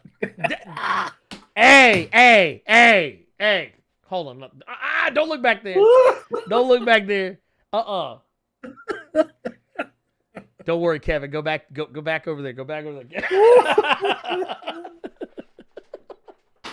Look, y'all gonna get me fired. Oh God. Dude, do you know what kind of like level of fucking like discipline it would take for me to keep that a secret? To just not say nothing? No, you had Angelina Jolie and Selma Hayek somewhere in that room. We some fighting motherfuckers. I don't know. I said, look, you should have told me, motherfucker. Hey, I told you, man. Look, yeah, you know, there's benefits, man. There's I think we have talked about Eternals enough. We have. Well, yes, we have. We've talked about it enough. We are not going to come to an understanding with how we feel about Eternals. Okay. I don't even want to talk about Eternals anymore. We're just talking about me getting a Marvel check. Oh God. Yes, we can stop talking about already getting a Marvel check. Yes. Let's get some. Let's talk about some kick-ass news. Recently. Oh yeah. See, I'm getting good at this. You get very good at these. Dude, the kick-ass news is that Sony said, "Hey, Aaron Taylor Johnson, what you doing? We don't give a fuck that you were Quicksilver in the Marvel Cinematic Universe, and nobody else does either. So how about you come over to our Spider-Verse and play Kraven, the motherfucking Hunter?" So apparently this is a thing. And This is now okay. Here's the thing that I want people to understand is that this is not for, at least not right now at this current moment. This is not specifically for a Spider-Man movie itself. This is actually for a solo Kraven the Hunter film. This is something that has been in the works. This tells you anything since Amazing Spider-Man, since Andrew Garfield was Spider-Man, if that tells you anything. Because when this came up, this had other people talking about, oh, are y'all still going to do Sinister Six? Are y'all going to still do the Aunt May movie? What's going on? And it's like, first off, please, no Aunt May movie. We don't need that. We don't need that. I don't want to learn that Aunt May was secretly a spy on some Agent Carter shit. I don't need that in my life. But no, what's going on here is that they're basically finally banking on one of the things that they said they wanted to do. Ways back, the plan was to have a Kraven the Hunter movie. Actually, Mysterio was originally supposed to get his own movie, and it was going to be like a horror movie. Carnage was supposed to get their own movie, but now we see that we have Venom 2, Let There Be Carnage. That's now a thing. And at one point in time, the heads at Sony wanted to make a movie for each individual member of the Sinister Six and then build up to a Sinister Six film, which was honestly, it's a crazy and by all accounts, dumb idea, but it was so new and different and just off the beaten path that I think people were just curious to see how it would even work. Like, how are you going to make a movie about a villain where the villain is the protagonist of the movie, and and I guess by proxy, the hero would be the antagonist, and then they're going to come together as like some super badass super villain team fighting a hero that is now officially the antagonist because the antagonist is the hero of the story. It was a really silly concept, but it was something that, I mean, hey, at least Sony was trying to do something different. But I mean, Split was basically a movie about a villain. Yeah, well, no, and that's the thing. I think that Split proved it can be done. Yeah. What was one book we were talking about? Now that other movie that came after. We ain't getting in the fucking glass. Like, fuck out of here with glass. One thing I was gonna say was, look at that book you and I were talking about like a couple months back that Mark Waid did, Irredeemable. That was basically the same thing. Yeah, same thing. Yeah. Well, I think it's easy. That's the thing. Okay, when you're talking about like a paper medium, you're talking about like a novel, a comic, graphic novel, whatever, what have you. It's so much easier to do because you're looking at it in a different light. It's easier to suspend your disbelief. For whatever reason, people have mental blocks when it comes to live action movies and TV shows where it depends on the subject matter. It's kind of like, okay, Breaking Bad. Walter White is the villain in anybody else's story, but because it's his story, he's the good guy. And we root for him because he is the protagonist, even though we probably shouldn't be because he's a terrible person. I mean, he's a good person at first, but he becomes a terrible person. One of my personal favorite shows, and it hasn't aged very well in light of recent events, but it's still a show that I still love, is The Shield, Vic Mackey. That dude is the villain on anybody else's show. If this was anybody else's show, Vic Mackey is the bad guy because he's a cop out here breaking the rules, beating the brakes off black and brown people, and harassing black and brown people. Dude is doing the absolute worst. At all times, he's a dirty fucking cop, and a terrible cop, and a killer, a murderer. He's not a good guy. But at the end of it all, because he's a protagonist, we root for him. Same thing I was talking with somebody about. I think I was talking with one of the homies, Shin Godzilla, in the Discord. We were talking about Sons of Anarchy. Same thing. You watch Sons of Anarchy. Bad guys. Every last single one of them. They are the villains. They are the villains of the show. Just because they're nice sometimes does not make them good people. It just is what it is. But I think with this whole thing, with Aaron Taylor Johnson being cast in this movie, I don't know how this is going to play out because I don't think it's going to have Spider-Man in it, in any capacity. It's gonna be. This movie is gonna be much the same way that we are going to see Morbius, much the same way that we saw the first Venom movie. They're gonna be incredibly absent of Spider-Man. There'll be no Spider-Man presence. And Andy Serkis, not Andy Serkis, actually, it was the Sony. The head of Sony actually even said something about this to that effect, saying that when you see Venom 2, Let There Be Carnage, you're not going to miss Spider-Man, which I think that's a bold claim, because plenty of people miss Spider-Man in that first movie. I'm not even going to watch it that second movie. I mean, I'm going to watch it just because I'm curious. To be fair, and I talk a lot of shit about the Venom movie. I actually liked it. I'll be honest. I thought it was a good movie. I didn't think it was a great movie. I didn't think it was a bad movie. It entertained me. I wasn't bored. I wasn't checking my phone. I wasn't looking at my imaginary watch, because I don't ever wear watches, really. Yeah. But it's just I didn't fall asleep like I did in some other movies. Case in point, Army of the Dead. I didn't feel like my time was wasted. Now that's to say, first one. That was, the first movie. I mean, is it Venom? Is it 100% Venom from the comics? No, it is not 100% Venom from the comics. It takes pieces of what works with Venom and uses that, and it kind of just does whatever with everything else. It's not the Eddie Brock that I grew up with reading in the comics. No, it's far from it. But I felt like I still liked what I saw. So and that's fine. But what I'm asking is from what you got of the first film. I can't think of the word I'm looking for right now. But did it give you enough hope from when you saw that, or basically from watching the second trailer for the new movie, from watching Let There Be Carnage's trailer? Would you go out and watch it, or would you feel like, nope, you kind of lost the hope I had? No, actually, I gave you some rope with the I gave you some rope with the first movie, and I see the trailer for this one.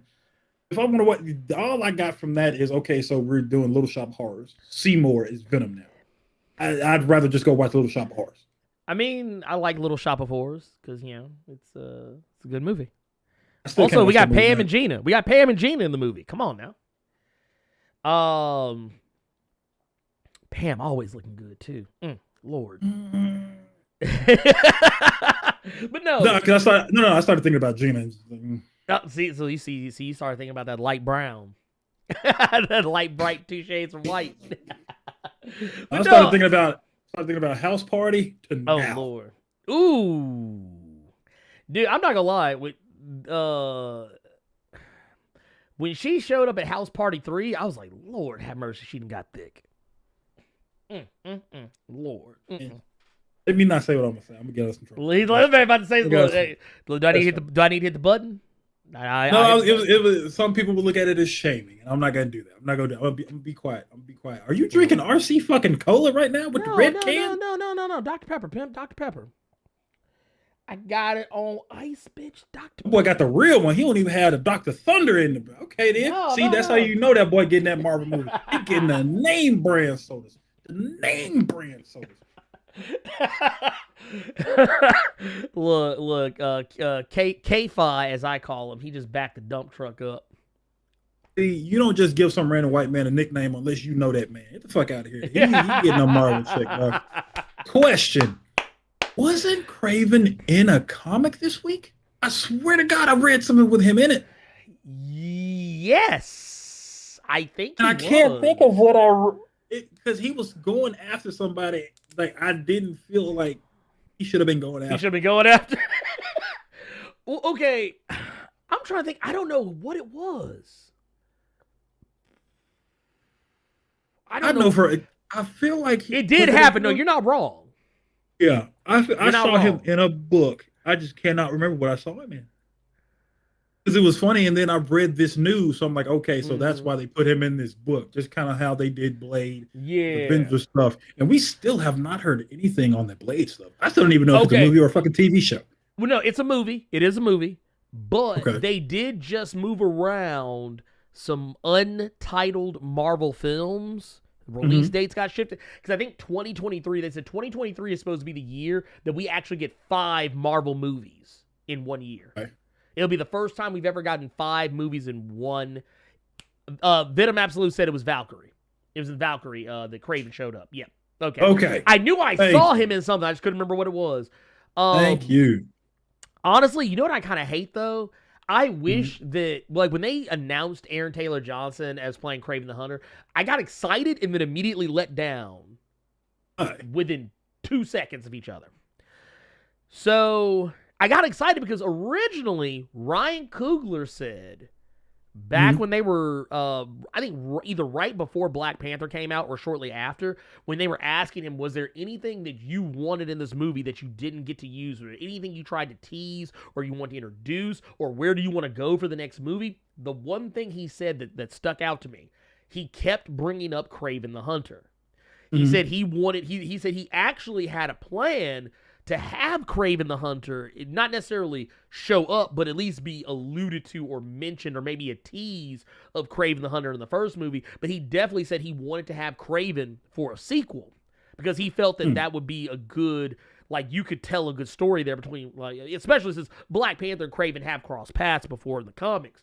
But so when they announced Aaron Taylor Johnson, was like, hey, he's going to be playing Kraven the Hunter. First thing I thought, I was like, oh, shit, he's going to be in Black Panther Wakanda Forever. And then I read the press release, and it was like, oh, he's just getting his own movie. Oh.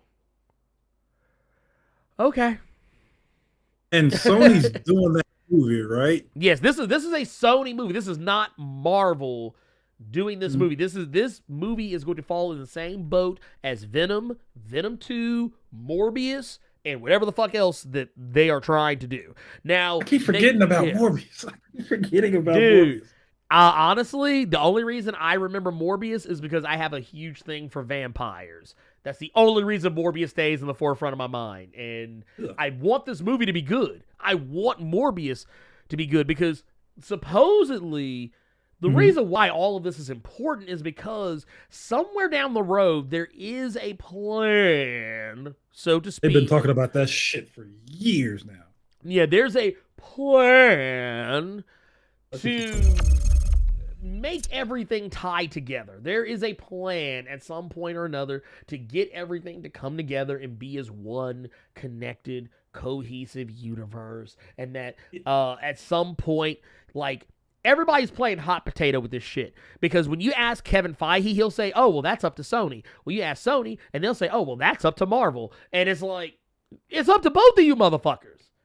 Do you want this shit to exist or not? And that's what got people hype about, well, not, I won't say hype, but what got people interested in Morbius was when you saw that first trailer, and at the end of it, they showed the Vulture. It's like, what the fuck is the Vulture showing up in this? Whoa. Is this in the MCU now? Because we know Spider-Man's in the MCU. So does this make this movie an MCU movie? And it's like, well, we don't know. And it's like, the fuck? Like, are they still trying to do the whole Sinister Six? Yeah, that supposedly. Isn't that still a thing? Supposedly. But the thing is, they've come out, the president, the Sony Motion Pictures group president, Sanford Panich, I think is his name. I think is their name. They said that basically the movie will come out when it comes out. They're doing it when they're doing it. They don't have any answers, nothing. Yeah. They just said it's gonna happen when it gonna happen. That's all they got for us. That's all that is all they're willing to give us at this point. Yeah. But I will say that where it seems like Sony has a plan, but maybe doesn't have a plan, we know that Marvel does. Because Marvel just came out and declared your boy, Oscar Isaac, is Moon Knight finally. Jesus Christ. It took him how long? Wait, I actually want to go look this up. How many Blerd caves ago? Oh, God. How many Blerd caves ago did we talk here? I'm pulling it up right now. I'm pulling it. I had to mute my fucking Chrome window because I knew it was immediately going to start trying to tell me some shit. Right. So it was Blerd Cave number 79. Oh wow. Blerd Cave number 79, where we first broke the news about, and this was on October. And this is 109. That's crazy. Yeah, dude, right? The 30 episodes. 30 episodes later. 30 episodes later. This was on October the 31st, 2020. October 31st, 2020. They broke the news a little earlier than that, but we were talking about it then. And now they finally come out and said, yes, it is Oscar Isaac. Yes, he is Actually, what I love about it is how he said, why is it Moon Knight got the Venom treatment? Why is it Moon Knight got the Venom treatment on the Twitter sphere? Because Oscar Isaac, the Marvel Entertainment rather, dropped a tweet with Oscar Isaac with all this goddamn Moon Knight art behind him. Mm-hmm. Saying, we are Moon Knight. Oscar Isaac # Moon Knight. And this is the thing. They have been keeping so quiet about this. Like, it's the same thing they did with Tatiana Maslany as She-Hulk. Yeah. Well, they had her out here saying she did it. Yeah. She was like, no. That was too late. This went under the radar more so just because we forgot about it. Because, like, think about this shit for a minute. Yeah. Like, how mad would you all be if you've been reading the comic and you've been waiting on a goddamn payoff and that payoff didn't hit until 30 issues later? Like, think about that for a minute. Like, let's say you all were reading Invincible and Omni-Man beats the brakes off Mark, and then you don't know what happened to Mark for like 30 issues. It's been so much other shit going on. I would have been mad as a motherfucker. But no, I'm glad that we're finally getting the news. Yeah. I'm glad. I like that it said we are Moon Knight. I like that it said that because a lot of people looked at it more so like they meant Marvel. No. We're talking about Mark motherfucking Spector. Yeah. For those who don't know, which, you know what? I think it's high time. That's actually something I'm going to put it on my short list of things to do. Is to get a Moon Knight video together. That's the thing to talk about. But they're not talking about just Mark Spector when they said we are Moon Knight people. They talking about Mark Spector. They talking about Stephen Grant. They talking about Jake Lockley. All that shit. John Cena. They talking about all of them. You can't see me. Actually, I wish I want that to be a thing, actually. Now that we've said that out loud. I want that to be a thing. But no, I do like the fact that, I don't get it either, because Marvel is always trying to hide shit. They're always like, because the casting news leaks so early, and then basically what they'll do is they'll let speculation build up, and then after about a few months, they'll be like, okay, here you go. Here's the thing. It's kind of like, we already mentioned Tatiana Maslany as She-Hulk when that got out, and then Marvel stayed quiet for a while, and then she came out and said that, no, it's not true. And then like 2 or 3 months later, it's like, yeah, it's true. It's gonna be the same thing with all the other stuff. Like, what was it? Was it Jonathan Majors that they said was cast as Kang, and then like they were quiet about it for a while, and then like, oh yeah, here it is. I mean, I think at some point you have to realize that sometimes Marvel will give you information, and then sometimes they'll troll the fuck out of you. Because a lot of people tend to forget Infinity War. Everybody was excited to see Hulk do some damage because of how the trailer made it seem like he was in Wakanda fighting with everybody. You see Hulk get them hands put on him, and you don't see shit since. Oh yeah, dude. Well, they can give you information in order to fuck with you, or in order to get your mind somewhere else, and then you find out that actually that's not the case. So who's to say Thor did that? Yeah, they did, because you didn't know Thor had a fucking eye missing. So who's to say Oscar Isaac is Mark Spector? Dude, I just love that they got okay, so this show has Oscar Isaac and Ethan Hawke. That's crazy. Dude, that is just a crazy thing to be able to say. Dude, come on now. We got two of the most actingest motherfuckers in Hollywood. Yeah. in a Moon Knight TV. No. Mm-mm. I'm here for it, though. Speaking of TV shows, guess what Denai Guerrero is going to be doing soon? What I heard, I know it's funny enough, I heard a white guy butcher this name. Is she doing a Mashani TV show? I got so mad when I heard Mashani. I don't even watch Walking Dead like that. That boy said Mashani. I literally dropped a bag of chips in front of him. That was the only way I could, like, just so I didn't put hands on him. I literally just dropped a bag of Doritos in front of him and just walked off. It's Mashani. I'm done. I can't hit you. I can't kick your foot. I can't call you stupid. I'm gonna just drop some Dorito debris in front of you. Damn. Just to make me feel better. Just the Dorito, just like, sprinkle some crack on him. But no. Basically, what's going on here is Denai Guerrero, who plays Okoye in the Marvel Cinematic Universe. Yes. She is coming back. She's got plenty to do. She is not going to be disappeared. I know we saw. I think a lot of people kind of hoped that it was her that showed up in Falcon and the Winter Soldier. Yeah. Or now it's Captain America and the Winter Soldier now. Yes. But I actually remember that episode when Ayo showed up, that people thought it was Okoye. There were a lot of people like, "Oh no, Okoye." I'm one of those ugly ass dudes that thought that was Okoye at first. I thought it was. I got excited. Don't judge me, man. Hey, I'm not judging, man. Look, hey, it's hard out here for a pimp. I got to remember, I was watching it on my phone. The screen, I got this. It's small, man. It's small, man. You can't see everything. Oh Lord, no. I'm sorry. I don't know why I even said that. But no. She is going to be coming back. We know she's going to be back in Black Panther 2, which has been titled Black Panther Wakanda Forever. But she is also going to be appearing in an unnamed origin spinoff series for Disney+. Now,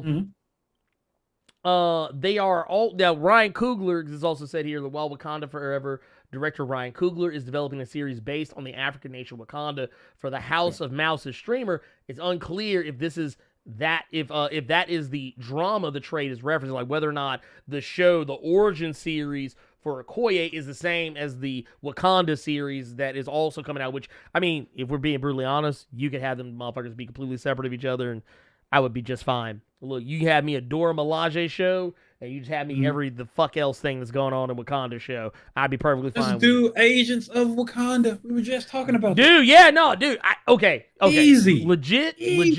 Yes, I would rather they do that. Dude, you could do Agents of Wakanda. You could do that shit. I would be 100% down for that. I would be down for that.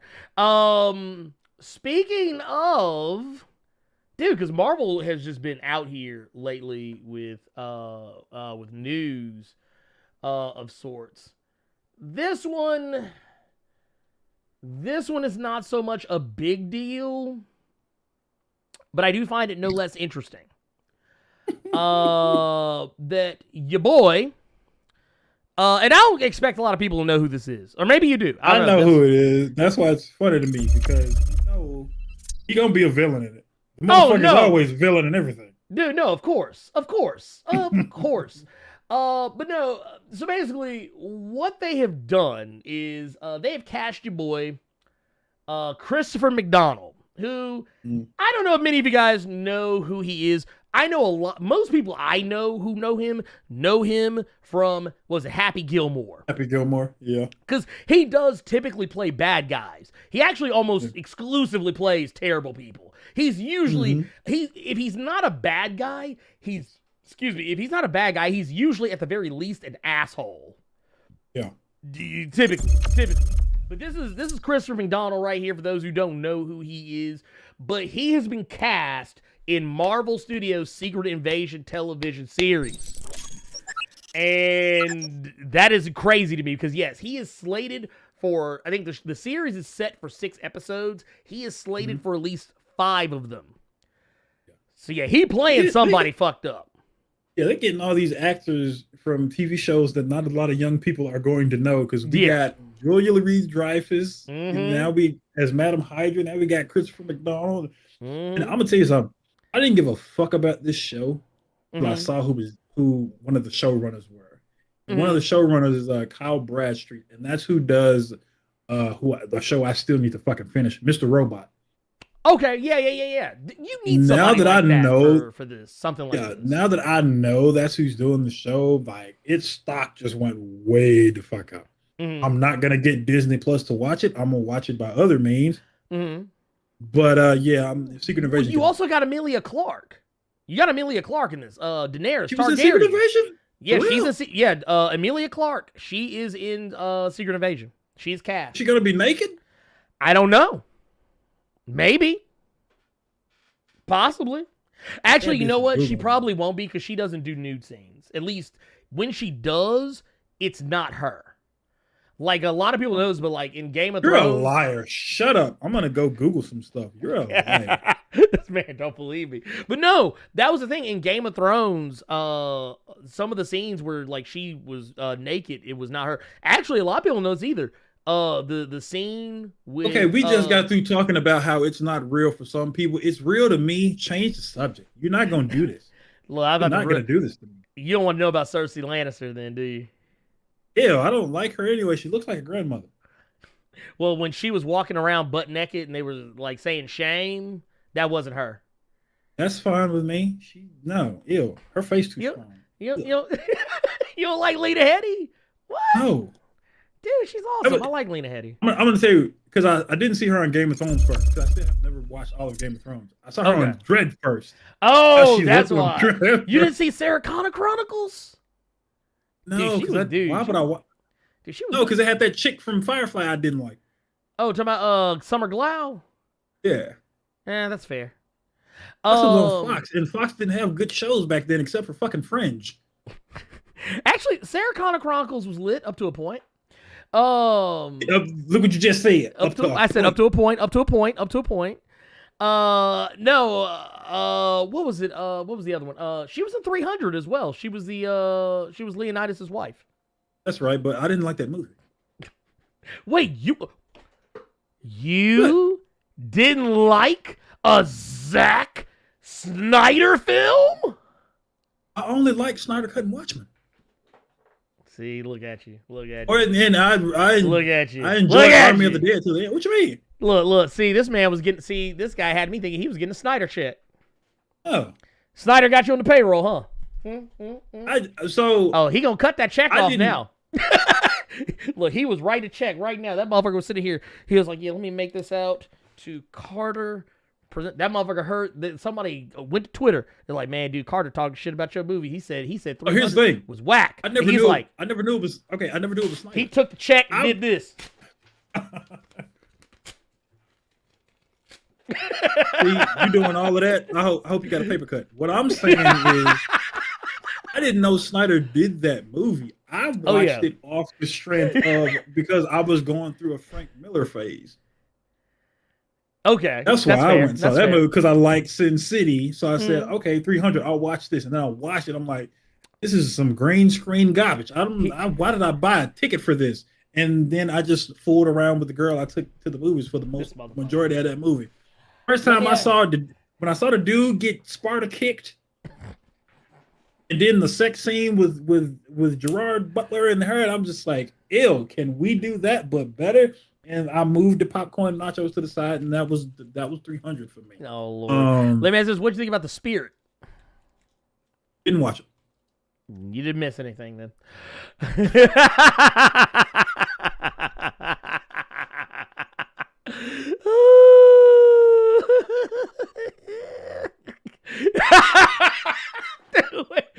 Meg said the Snyder checks cash in slow motion. Look,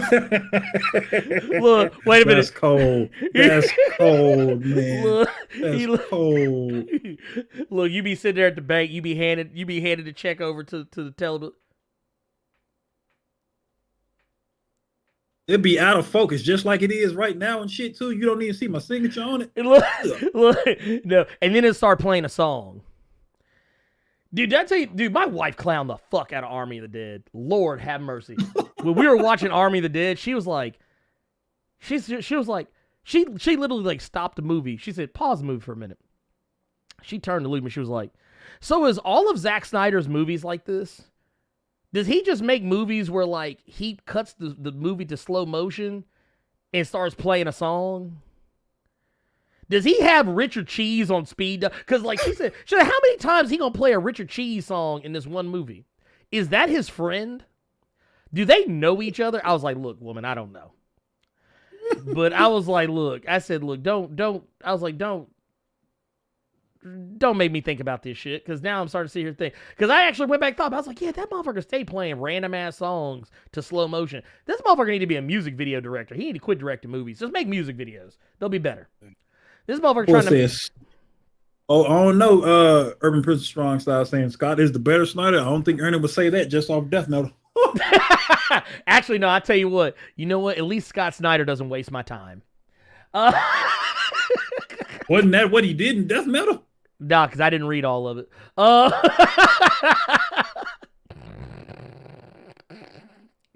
I ain't shit. Let's keep it moving, man. Let's keep it moving. We can cut that. Let's talk about DC for a little bit. Okay. Let's talk about some DC stuff. Because, you know what happened this week? What happened? Naomi got ordered to season at CW. Oh, wow. Apparently, the people at CW liked the pilot. Mm-hmm. They were pleased with the pilot. They liked what they saw in the pilot. Okay. And apparently, was it what's her name? Casey Wallfall. Yeah. They liked her acting in the pilot. And we also got a tweet from Ava DuVernay, who basically brought all of this together. And basically what she had to say was this. The origin story of a new hero, Naomi, is now officially a series at the CW. Many hands, hearts went into bringing this saga to the screen, thanks to my creative ace, Jill Blankenship, the teams at Array Now, and Warner Brothers Television, and the extraordinary Casey Wallfall are Naomi, you shine. This is actually big news, because you know whose pilot did not get ordered to season. Who was it, Carter? Can you tell us? It sounds like it's what you need every time I tell you that the Snyder Cut was actually a good movie. Painkillers. Painkillers. Good old Khalil, who everyone said is the best part of Black Lightning's past season 2, is no longer getting his spin-off show. Well, you know what? Let's not say that. Let's say it's not getting picked up by the CW. No. It has a chance to be picked up by HBO Max. Yes. But I don't think that's going to happen. So yeah, I hate it for Jordan Calloway. I like Jordan Calloway as an actor. I just don't give a fuck about Khalil. Yeah. I would have rather he'd done something else. Now, here's the thing. I didn't really pay Black Lightning any mind just because of the downward spiral it was doing, but I did watch all of this last season. All of this last season, I can see why he was going to get a spinoff. Right. He did his thing this last season. He was almost in damn near every episode, and he was really the best parts of every episode. Sans Tobias Whale saying something horrible when it came to black folks. See, that's who should have got the spinoff. Dude, Tobias Will could have got the spinoff. Yeah, because the way he died was ugly. Like, I mean, that last episode of Black Lightning as a whole was just ugly. Because it here's the thing I don't like. If a show is already telling you before that shit starts that this is the last season, don't end that shit with loose plot threads. And that's what Black Lightning did. Well, they didn't have much of a choice. Because, like, they didn't find out that that was their last season till after they had already shot half the season. Like, they found out when they were on break from shooting the first half. And then they had to basically play cleanup from there, which I think was Salim Akil, the showrunner. I think what he was trying to do is, I think he was hoping that other spinoffs would come out of this. Like if Painkiller was picked up, that maybe they could put some of those plot threads from, Thunder and Lightning into something, or maybe they could eventually angle for a Thunder and Lightning show. But yeah, it just wasn't going to happen.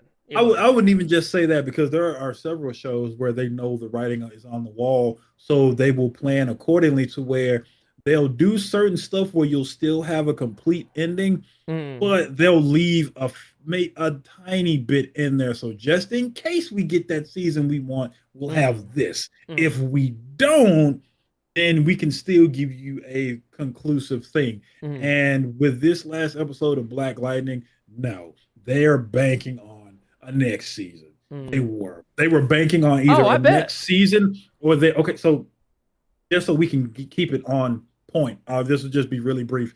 Basically, we have Black Lightning, quote unquote, retiring and then leaving it to Thunder, Lightning, and whatever and I almost said Wild, and the black dude who hacks computers but don't really hack computers. Yeah, all the old people fucking retired and just left it to the youngsters. And then the boy Lala woke up out of the cement stuff he was in, so he's gonna be the new bad guy. You got China Ann McClain and all them. The youngsters are gonna run the show now. It was supposed to be like basically what they were doing, and it was supposed to be a fucking spinoff. Well, I can tell you what was happening. They were angling for an Outsiders spinoff, is what they were doing. Yeah. They had been angling for, because here's the thing. Salim Akil actually came out the other day and said that he actually had 3 or 4 more seasons worth of material that they were working on to get it. And I do I do agree. Yeah, a lot of times when like you see the writings on the wall, you usually try and go ahead and wrap the shit up. But that was the problem. CW gave no indication to him, at least by his admission, by his account, that they weren't going to get another season. They gave no indication whatsoever. So, like, when they were already shooting the final, what would ultimately become the final season, like, they were already hardwired into a season that was already being shot, that was already playing the long game. And then they come back, it's like, well, shit, now we just got to wrap everything up really quick. And I think ultimately, what he decided to do was just to leave it the way it would have been left regardless. Shoot it as if it wasn't. Seeing this last season, I don't know why you expected you were gonna get another one. Well, no, the third season, like, I actually liked the third season. I believe it was the third season that had Gravedigger in it. Like the show, I thought the show. Okay, so for Black Lightning, I think the first season was good. Yeah. The second season kind of started off slow. And it also backpedaled on some things I really didn't appreciate. But then it found its footing, and it started going somewhere. And then by the third season, I was like, okay, y'all know what the fuck you're doing now. But then they got roped into the Arrowverse.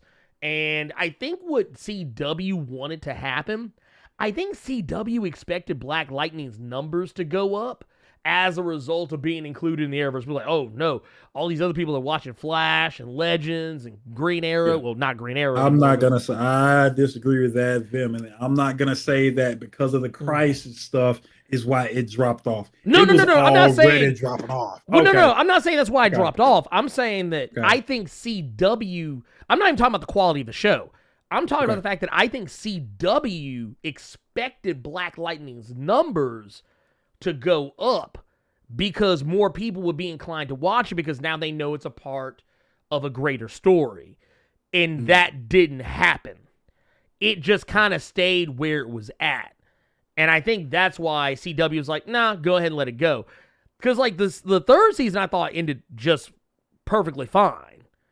Like I was like, okay, I was really excited to see where they would go from there. And then when they picked up the fourth season, it just didn't really hold my attention. But all of that aside, which, you know, that is like, honestly, that show in the fourth season had a lot of problems. But all of those aside, I kind of feel like this is par for the course for CW because think about it. They had all the motherfuckers who were on that show, the Canaries, Green Arrow and the Canaries, which was supposed to be a show that was you got the definitely happening. Yeah, they got the okie doke. They got the okie doke too. The ugly ass back, bro. That's what the Canaries got. Because, dude, no. When Green Arrow ended its final season, CW, that's all they talked about. Green Arrow and the Canaries. Green Arrow and the Canaries. That's going to be the new show. That's the new show we're doing, and it's happening. It's definitely happening. We got the pilot. It's happening. And then after all that time, dude, literally, I swear to fucking God, the entire time CW swore to you, like if you told him, stick your hand on a stack of Bibles, I want you to put your feet in a bucket of water, and I want you to swear to God, but lest he strike you down.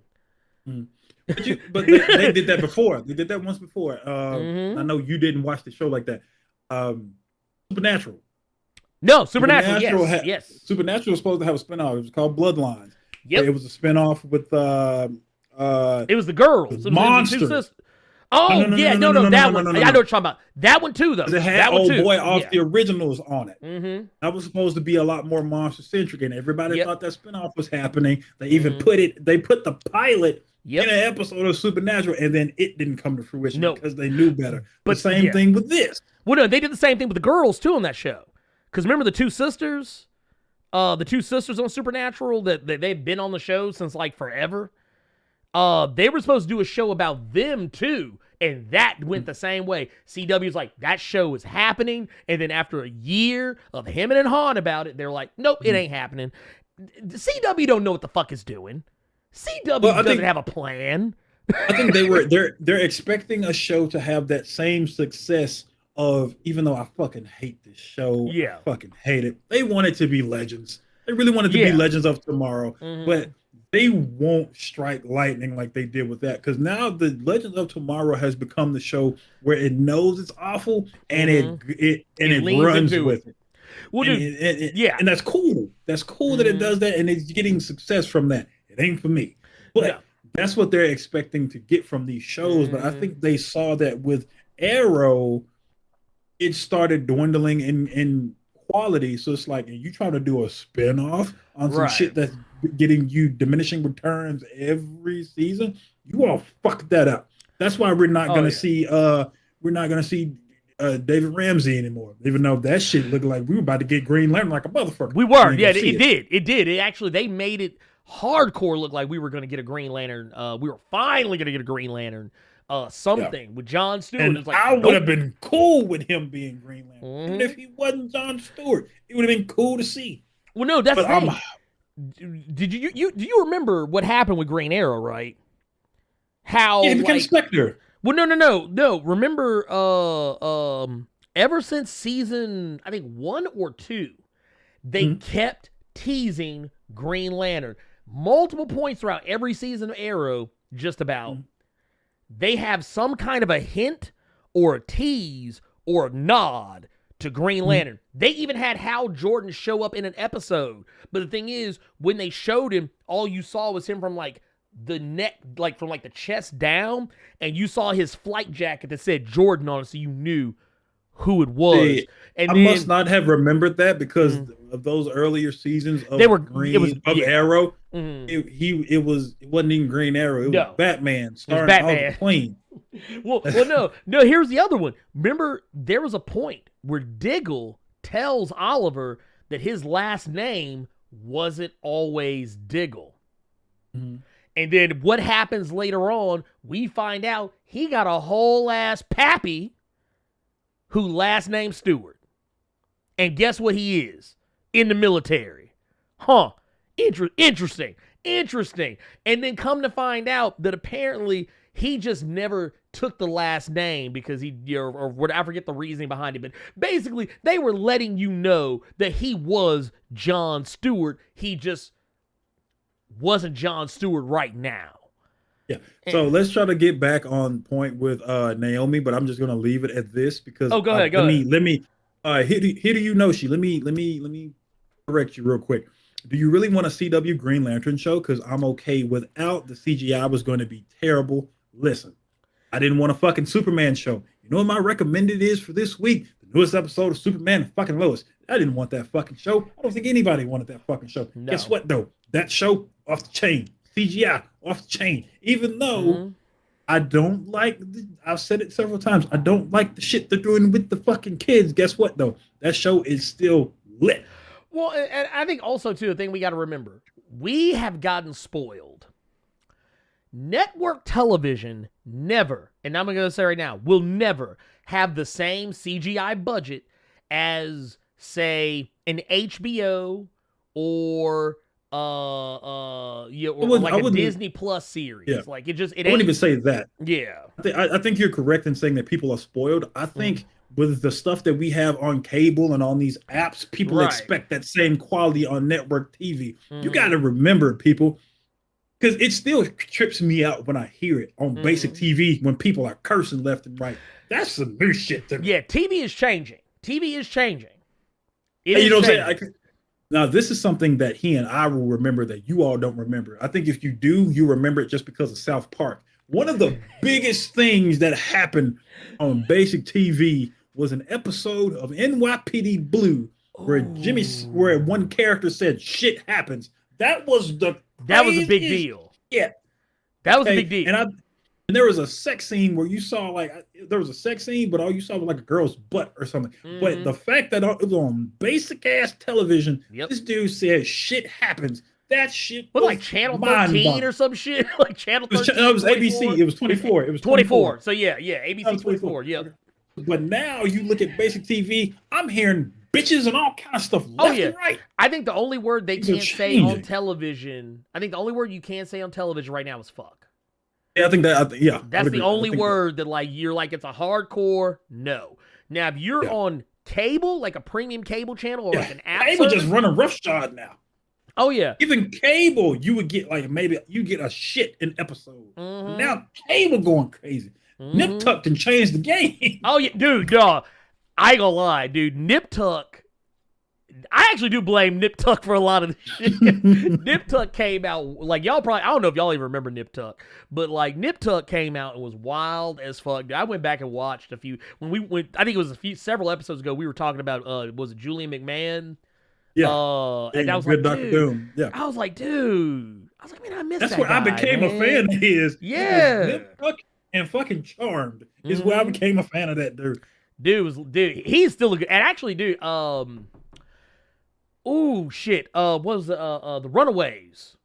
Runaways. He's good in the Runaways. Yeah, I was pissed when I saw him on that though. I was pissed when I saw him on that because that means he can't be Doom anymore.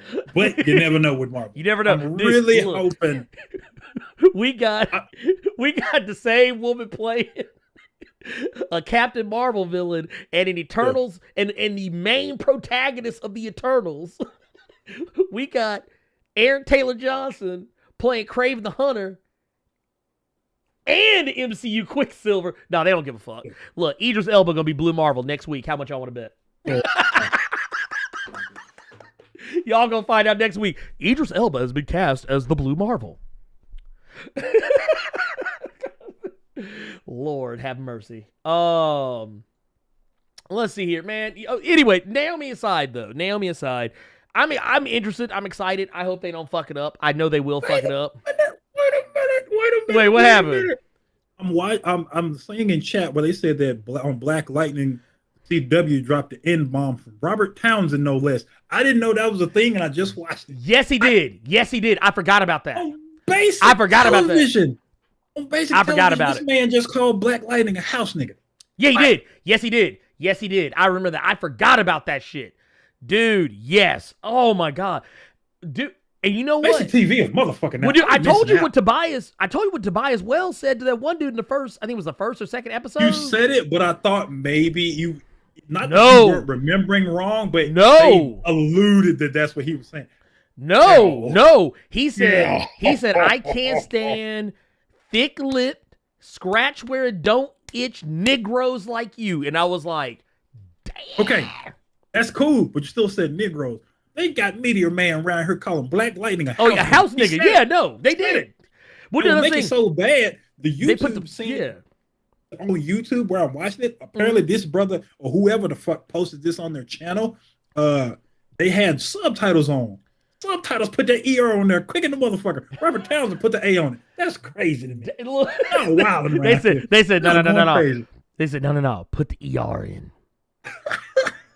but the thing is, Black Lightning was all like this was actually why I liked Black Lightning in the first place, because it wasn't trying to be homogenized for white people, for white audience, dumbed down for white audiences. They're like, no, these are some whole black folks on this show, and I thought that was cool. But the thing is, they just couldn't sustain it. They couldn't sustain it, and that sucks. Yeah. Speaking of black, this is a story I actually kind of caught late, and it actually just kind of popped up across my desk. Reggie Hudlin, who I got to speak with last week, he actually had something to say about the Static Shock movie. Okay.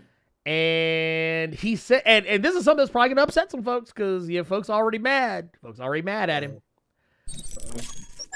He said that, actually, let's get these super chats real quick before we got a ton of super chats that just kind of been built up. I'm trying to have a coherent thought and get through some shit so we don't have an 8-hour show. Because I got shit to do today. Eric Morgan says, while y'all talking about something, this is actually back when we were talking about Eternals. That shows you how far back this went. That woman is indirectly responsible for the birth of my children. That woman put me on. Dude, let me tell you something. Y'all don't want to know the things I used to think about Salma Hayek when I first saw Desperado. That's all I'm saying. Anyway, and Marcellus Hennessy needs to be copyrighted immediately. Lord, y'all got this man out here. Y'all got this man out here for real on some Marcellus Hennessy shit. We also got, let's see here. Oh, man, they didn't even leave a message. Aaron Zerg. I'm going to fuck your last name. I'm just going to call you Aaron. With the $10 super chat, we much appreciate it. Thank you so much. Thank you. Here, we also got King Kunta coming through with the $5 super chat. Says, Carter, you should have knocked him out. Then sprinkle some crack on him. See? That's all you got to do. That's the answer to everything. Knock him out. Sprinkle some crack on him. I was too in shock from Mashani. That's what you came with. Dude, my dude said Mashani. Okay. That's as bad as the dude at a comic shop talking about hentai. He don't understand how these parents have not banned about Japan in America. He said hentai.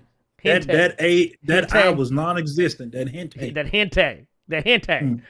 Man, we got Ezekiel the Telltale Heart says, it's my birthday and I wanted to share all the love I'm receiving. Keep it up, fellas, and thank you for all you do with the $4.99 super chat. Dude, first off, happy birthday to you. Man, can we get some fists up in the air for my homie Ezekiel Telltale Heart, man? Happy motherfucking birthday to you. We appreciate you. Thank you so much.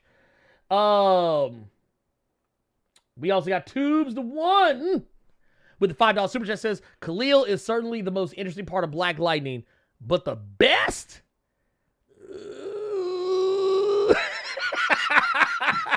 I do agree. It's okay, here's the thing with Black Lightning and Khalil. I feel like Khalil was lightning in a bottle. And I mean that pun, and I completely own that pun. I feel like he was lightning in a bottle because I don't think anybody gave a fuck about Khalil at first. Until he came in as Painkiller. When people realized there was a bigger plan for him, this is what Black Lightning did. Black Lightning took characters that weren't anything like what they are in the comics. Like, they're just random new characters. And then they turned them into characters from the comics. Painkiller was not that big a deal in the comics. That dude, I think, maybe has appeared in 5 comics in his entirety, in his entire career of being a character in DC Comics. The Tattooed Man is nobody in DC Comics. There's been like 2 or 3 different Tattooed Men in the comics. And I think one of them had a line in one of the issues of Doomsday Clock from the previous year because reasons. And probably only because of the strength of Black Lightning.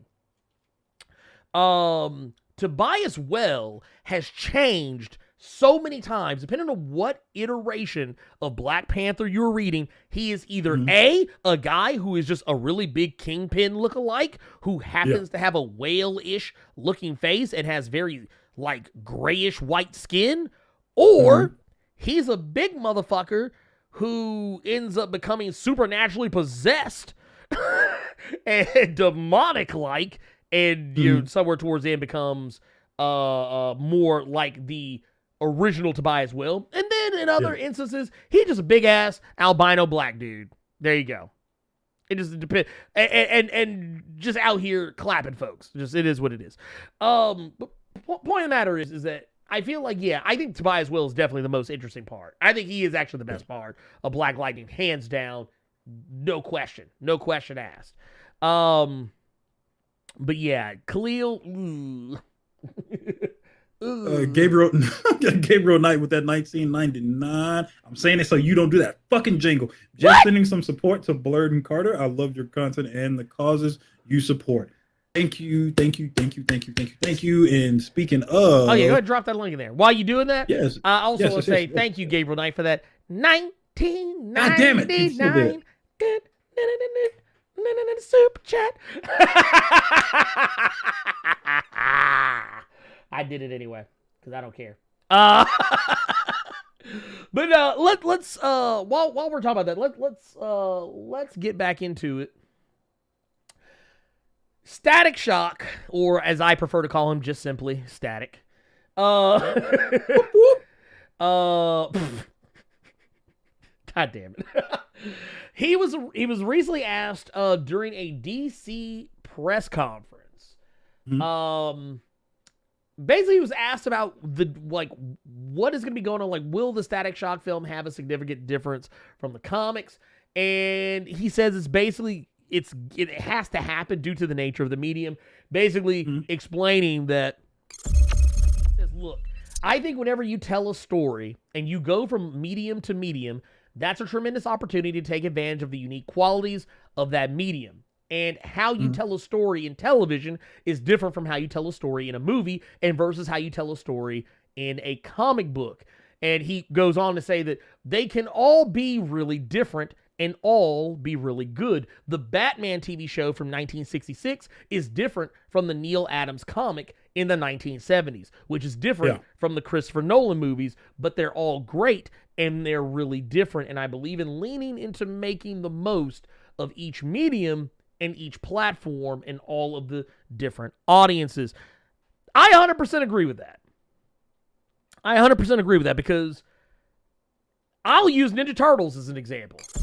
Yeah, I'll take it even further. I don't even have to use Batman as an example. I can use Ninja Turtles as a fucking example. Check this out. The Ninja Turtles, the original, what was it, let's see here, when the original cartoon come out, 1987. In 1987, do you know, you remember the Teenage Mutant Ninja Turtles cartoon? Remember they were all colorful and fun-loving, pizza-eating turtles who loved anchovies. And they would break dance and listen to music and chase April O'Neil around and beat up the Shredder and his Robot Foot Clan members. Do you know how different that show was from the comic that inspired it?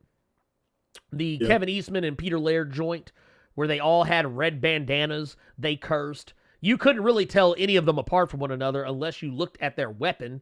And the Foot Clan soldiers that they would beat up were not robots. They were people in costumes. Yeah. And they killed the Shredder almost as quick as they met him. It's a very fucking different comic, and it's a very good comic. And so is the 1987 cartoon.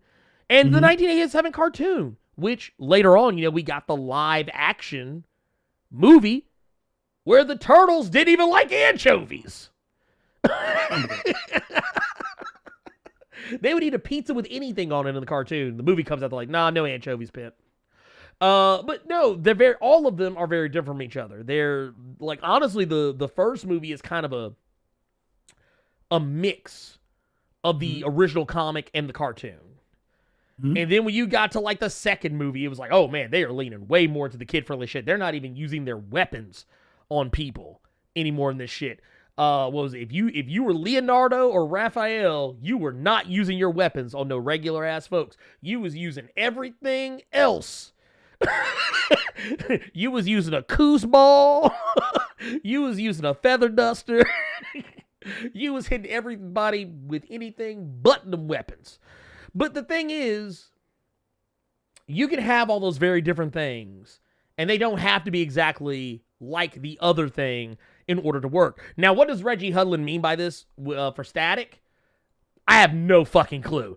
But if it is to be believed, I'm going to go on a limb and say that if the current Milestone Returns storylines are going to be coming up here starting this coming month with Static Season 1, Number 1, if those are anything to go by, I'm going to go on a limb and say it's very safe to assume his origin will probably be different. The tone and how the story is going to be handled will probably be different. It just is what it is. You can't, and honestly, I wouldn't want it to be one for one. I know a lot of times I talk about comic accuracy on this show and in the other videos, but honestly, a one-to-one translation is not always a good thing. Think about it. Sin City. Thank you. You said it before I did. Thank you. Sin City is 1-to-1. 1-to-fucking-1. Is it and I'll be honest with you. I don't hate the movie. I actually really enjoyed it the first time I saw it. But it made every subsequent viewing after it made me like it less. Because I already read the comic. I know how this story is going to go. There's no surprise. Yeah. Watchmen, which is a movie I do love. And it does make little changes here and there. But it's like a almost 1-to-1. But I enjoy it because, I don't know, it's something about it. I don't know. It's different. It's just different. I don't know. It's weird, and I can't explain it. But you just have to go with it for there. But you need to bring in something to change it up. If you know everything that's going to happen, how much fun can that be? I like to be surprised. Yeah, I like it when you take a left turn. Just don't make it too hard of a left turn, because otherwise we're going to go off into a ravine, and we may all die. But no, that said, Carter, I mean, you are familiar with Static.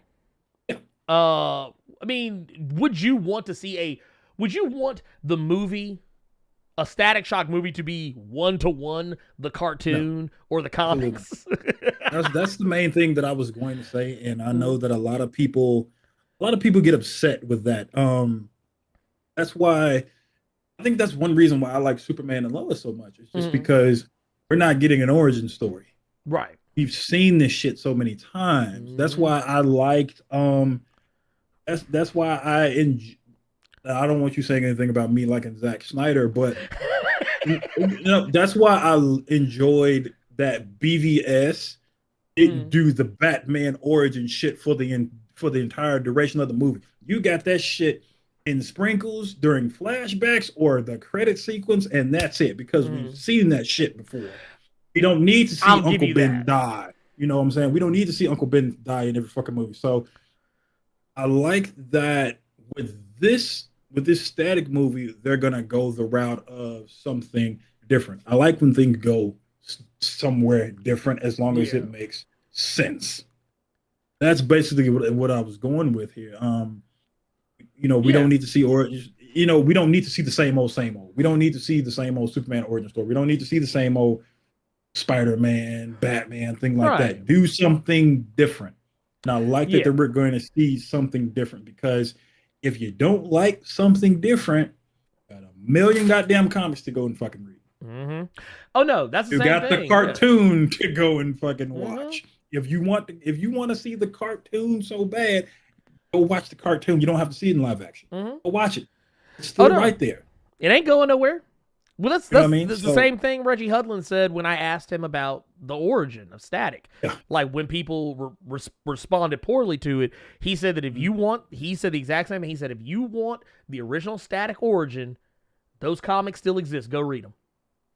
And I think it was great that he said that, just more so because if that's what you want, go read it. And if you go read it, go buy it. And if you buy it, that's giving us more money to give you more of the milestone you all say you want so fucking much. Mm-hmm. Exactly. Yeah, do that. And I'm with Tubes. I'm with Tubes on this one. Like, like they said they wanted a mix of both, minus the Virgil with a gun in his hand thing. I'm the same way. I don't like the Virgil trying to shoot somebody. To me, I don't need that for a character to be relatable because I've never wanted. I mean, I have wanted to hurt people who have hurt me in the past, but I've never wanted to, like, I've never honestly sat down and seriously considered taking a gun and going to shoot somebody. Like, that has never crossed my mind ever. Like, I've never in life gone like, man, let me go get this gun so I can go and kill this motherfucker who's been fucking with me. No, I've never thought that. That has never, not even for a microsecond, crossed my mind. So it actually makes Virgil incredibly unrelatable to me. Yeah. I'm completely different because if I see a pedo or a Klansman, they get blasted. I'm sorry. Well, no. That's different. That's different. Like I'm talking about somebody who's like okay. In the case of Static, where he had somebody literally kicking the shit out of him every day at school, and his idea was, well, this dude kicks the shit out of me all the time, so I'm just gonna go shoot him. Oh, gotcha. Yeah. Like, now, if I saw a Klansman, man, motherfucking Klansman, I see a Klansman even looking like he trying to burn some wood on my lawn, he getting shot. I'll go get the strap and look. Matter of fact, fuck that. I'll go grab the shotty because you ain't got to shoot that motherfucker when you got a shotty. Everybody know what a shotty sound like. Let me not say that because I don't want people going around, running around all willy-nilly, because the one experience I've had with a racist person, I was in a gas station. The back of his neck had Aryan on it. And just Carter being Carter, I tapped him on the shoulder and said, "Hey, bro, I like that tattoo. Who is A. Ryan?" And he went off. It was the funniest shit ever. But I'm the person who always likes to see something different on this. When it comes to the Blerd Cave, when it comes to me, I like seeing different things and I like seeing growth. I don't want to see Peter Parker down on his luck all the goddamn time. No. I don't want to see Superman with the red spandex on and all that other bullshit. I like seeing different things. So if Static is going a different route, more power to him. Well, no, I actually talked about this with, it was kind of a loose conversation. It was something that was had over Twitter. But the gentleman who is the writer and creator of the comic that is that we're all a huge fan of, Black.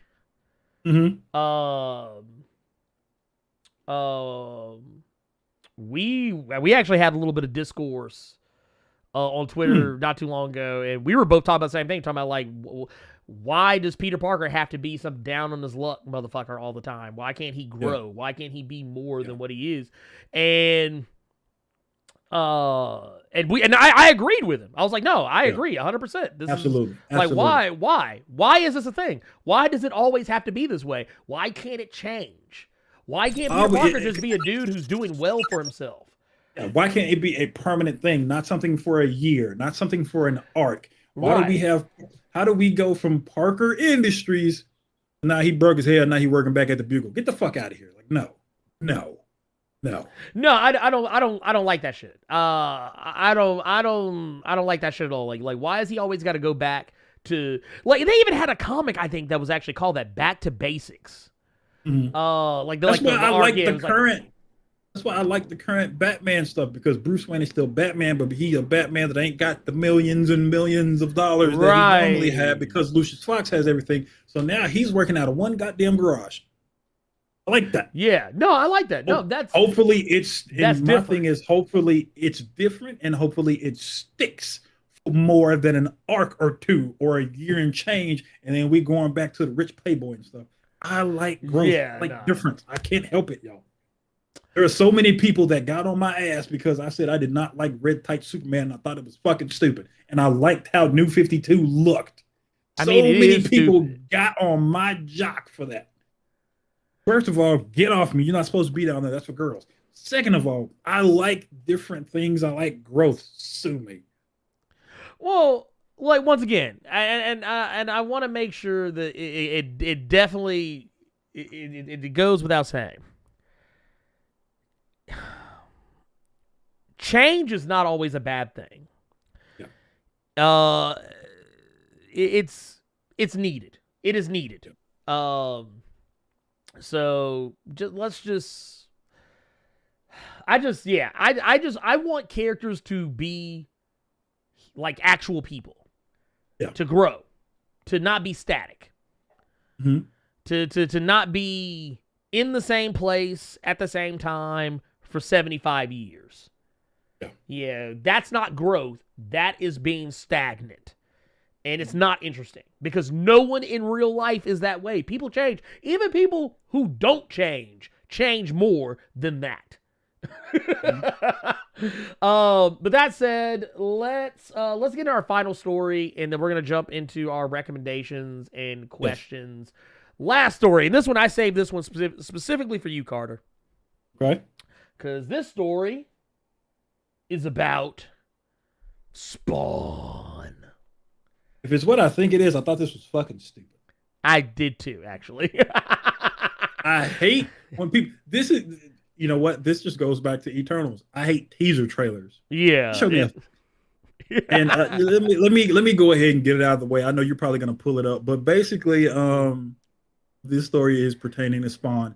Mm-hmm. Todd McFarlane, the dude who is doing everything when it pertains to the Spawn fucking movie, he confirmed that the current movie with Jamie Foxx and Jeremy Renner, it is still in the works. Mm-hmm.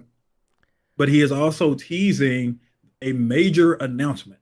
So he came out with an announcement to say that he was coming out with a fucking announcement.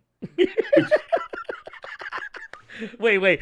You remember when Marvel used to do the teaser for the teaser?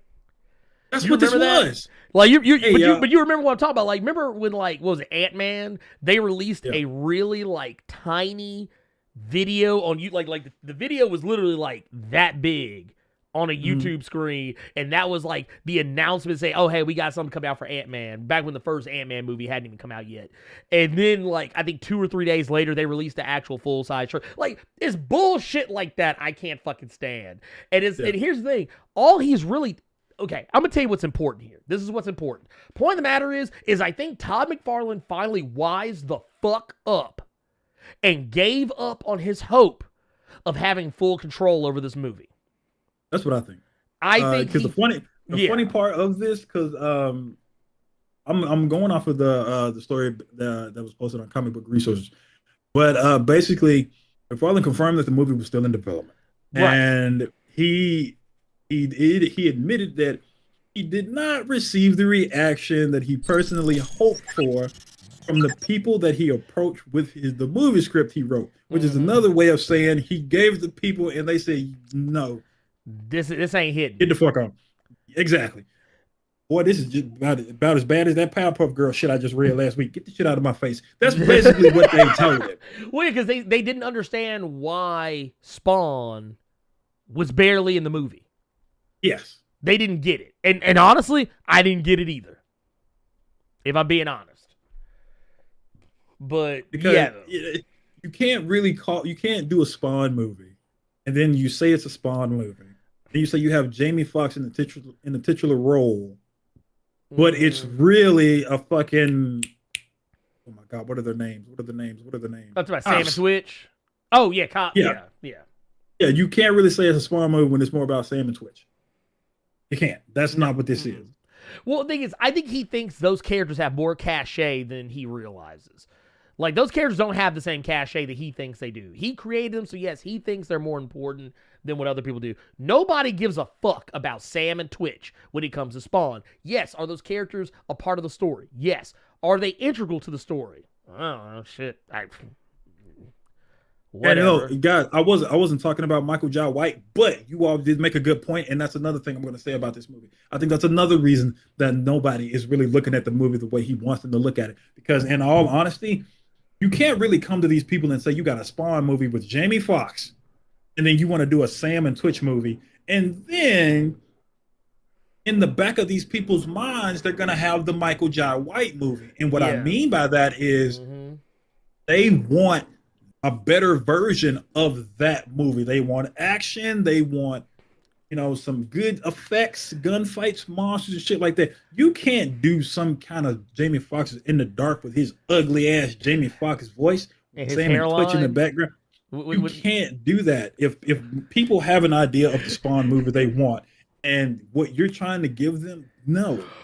Well, No. look, let me be honest with you. And I'm gonna say something dangerous. I'm gonna say something very dangerous here, and I hate that I'm saying this. Okay. However, I really think that when we talk about movies that get rebooted and redone and reshuffled and all this other stuff, people coming out with the fill in the blank cut because the original movie was garbage and we want to make a better movie or whatever.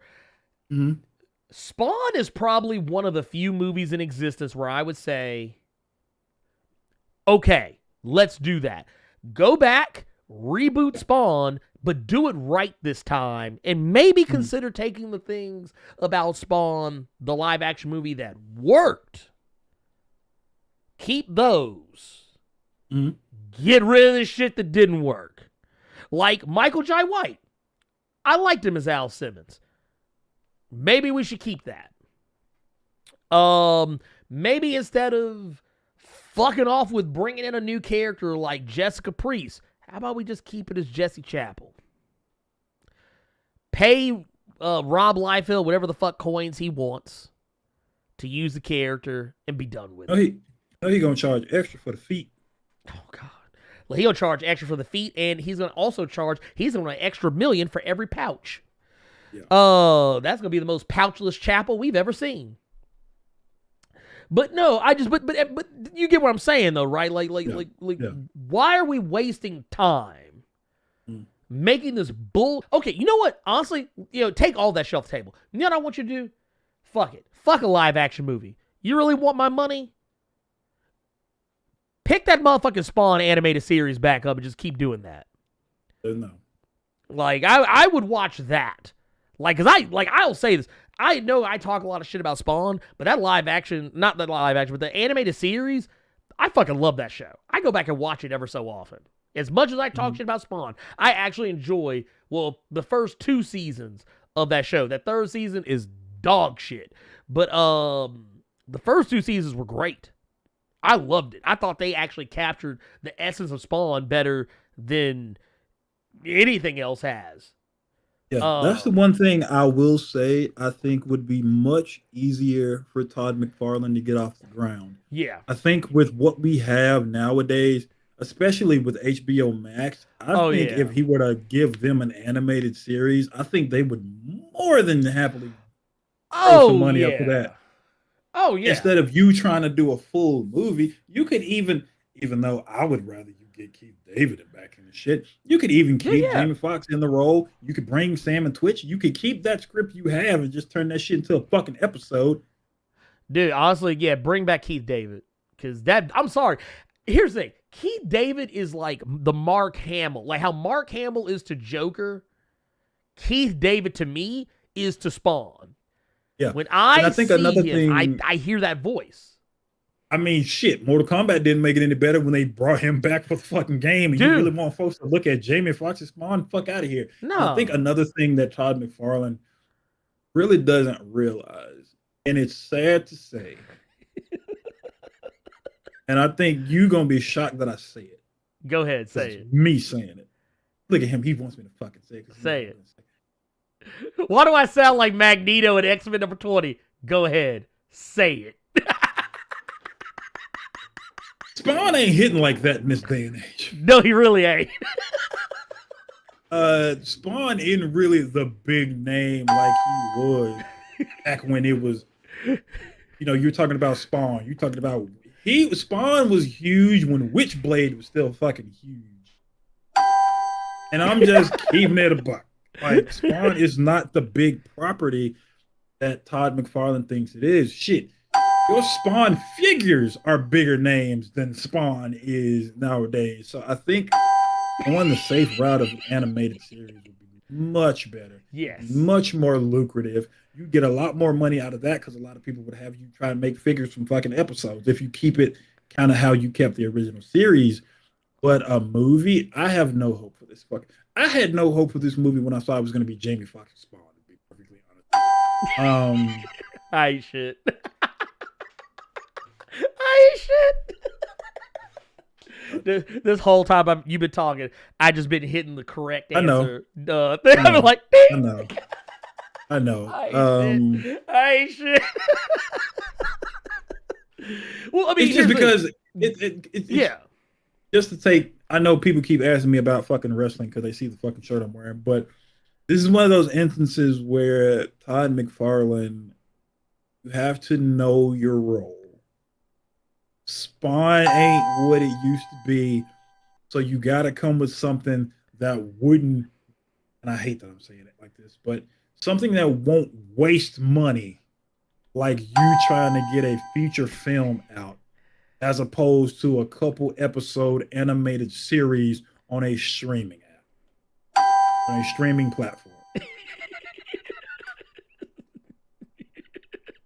You're an asshole, man. I know. I ain't shit. Look, I'm just saying. Spawn is not, like, I agree. Everything you just said, you're not wrong. You're 1,000% correct. And here's the thing. I want y'all to know something. I say this all the time, and I try and make this clear. I don't hate Spawn. It's actually not Spawn that I don't like. It's Todd McFarlane and how he is, always trying to make Spawn a thing. It's like Fetch. This is Mean Girls. He keeps trying to make Fetch a thing. And it's like, I'm sorry. Spawn's time has passed. Just like a lot of things from the 90s time has passed. And, okay, if somebody came... Now, okay, I tell you what. This Spawn universe thing that's coming up. If he can find a way to revitalize Spawn, update this motherfucker for the modern age, not to say that the Spawn comic that's going on right now isn't great, but the thing is, if he could find a way to revitalize it, I think he could put Spawn back on the map. But the best way, I think, to put Spawn back on the map is an animated series. Look what it's doing for Invincible. How much of look, them omnibuses is flying off the goddamn shelf, I bet. Motherfuckers trying to get caught up on Invincible so they can find out. Motherfuckers wasn't checking for Invincible before that Amazon series unless you were a real comic head and you were in the shops and you saw that comic and you said, hey man, what's hot in these streets? What was it, like 10 years ago? Was it 10 years ago when Invincible was still running?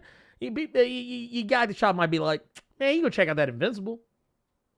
And you'd be like, Invincible?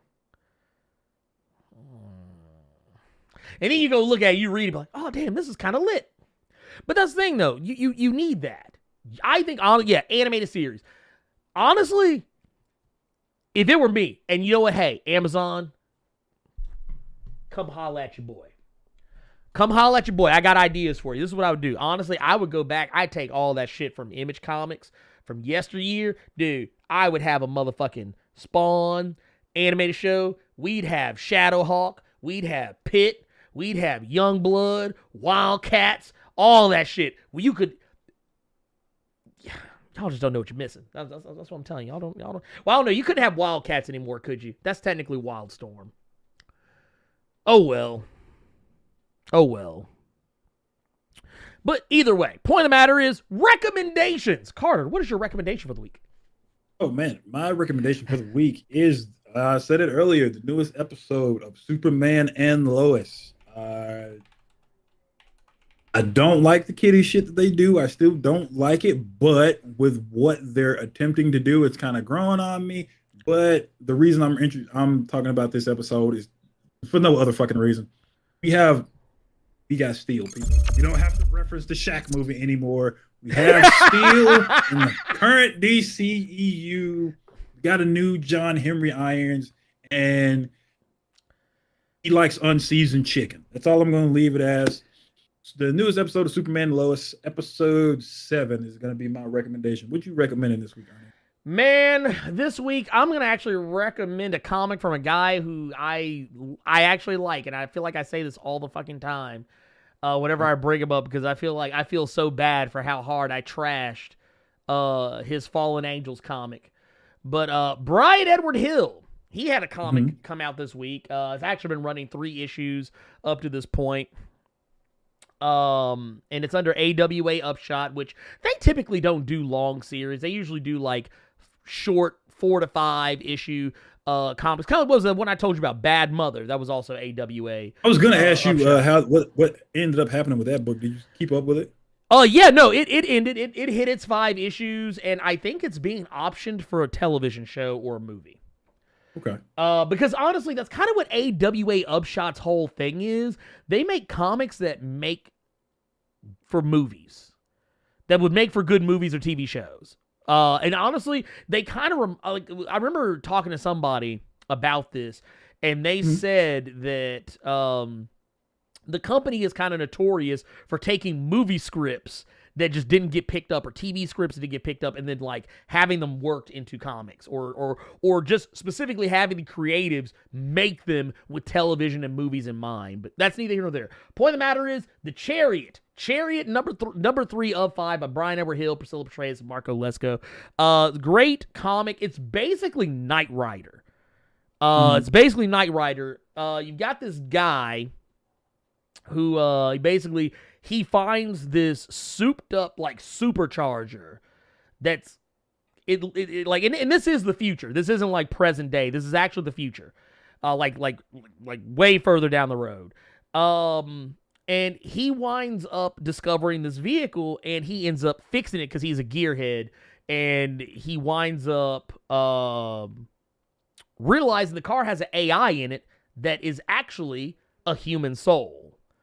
The pink woman on the cover, Jillian, she's an actual person whose soul is literally in the car, and their interests become intertwined with one another, and basically Jillian needs his help because someone is after the car to try and, harness its soul harnessing abilities, and she's also trying to help this dude get his life together because he's a terrible dad, a terrible husband, and not because he wants to be, but just because he has that same problem that most protagonists have, where like they really try to be good, but they suck at being good.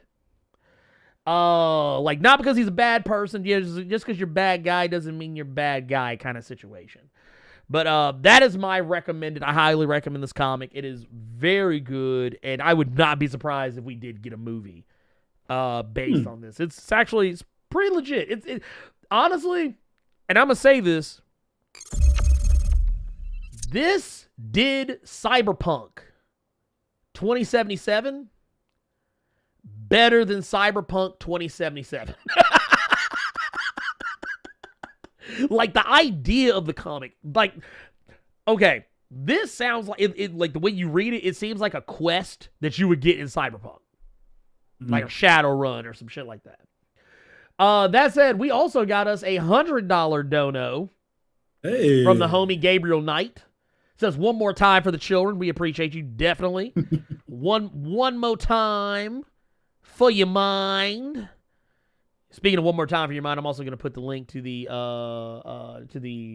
donation page back in there. Just throwing it out there.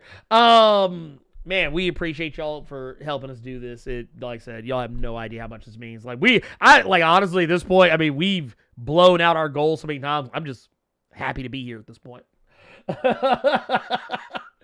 Let's see here. Let's go back. Let's roll the footage back because we're gonna go ahead and jump into questions. We missed questions from the Discord last week because we had some internet issues. I have fixed those issues, hopefully. We got $2 super chat from Tubes, and one says that nunchuck battle Mikey had. Dude, I still remember that shit. From the OG movie. Yes. Then that motherfucker was swinging sausages the next movie. Lord, get me out of here. We also got another one from Aaron. Says we got the 1999 super chat. It said, love my Saturday mornings. You guys keep crushing it. Do you think a movie adaptation of Avengers vs. X-Men would be any good? Fuck no. I think it could be good, but here's the thing about stuff like that. Here's the thing about heroes versus heroes.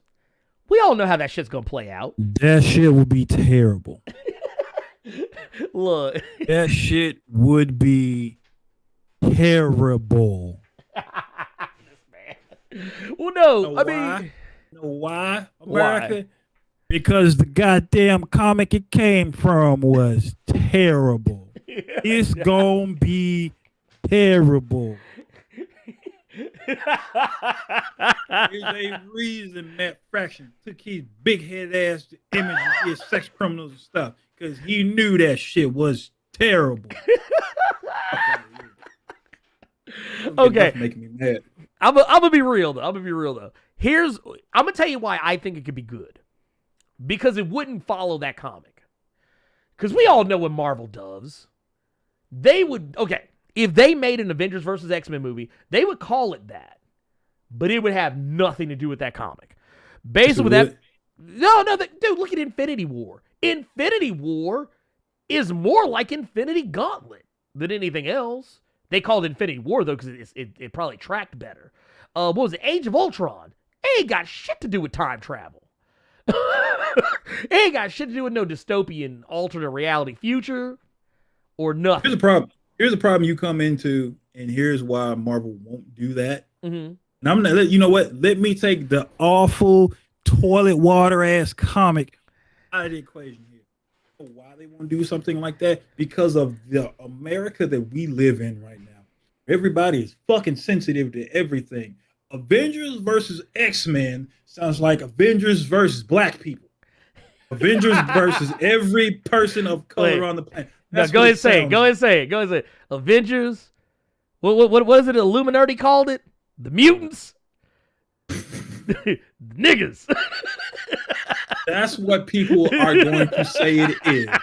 Every fucking person on this planet is going to say it's Avengers versus people of color. Period. Mm. So y'all saying the Avengers is racist? That's what everybody's gonna say. Why y'all gotta beat up on the black folks?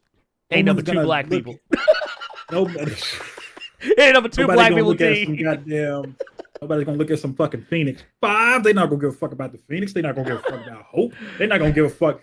That would make Wolverine the most hated Marvel character in existence right now because of how he was done in Avengers versus X-Men. Because with all this Phoenix bullshit going on, who does the mutant side with? The humans. Avengers. Yep. The humies. As going as far as to kill a kid to stop all the Phoenix stuff from happening. So you know what people in current society would say? That a person of color, I'm trying not to say the other word, sided with the white man and was going to go as far as killing a child that's a person of color to appease his white oppressors. That's what people are going to say. So no. Okay, well, you put it that way. Yeah, okay. Because, now that you've said that, all I'm thinking about right now is Black Twitter. Yeah, that's Black what I'm Twitter. about. Black Twitter would be that shit alive. Dude, you saw how Black Twitter acted about these Eternals? Dude, they gonna act a goddamn fool if they had Avengers. No, it's probably best we don't get Avengers versus X-Men. No. Why would you? I want to ban whoever the fuck asked that question. Who would want a movie version of that? No. You could have asked for anything.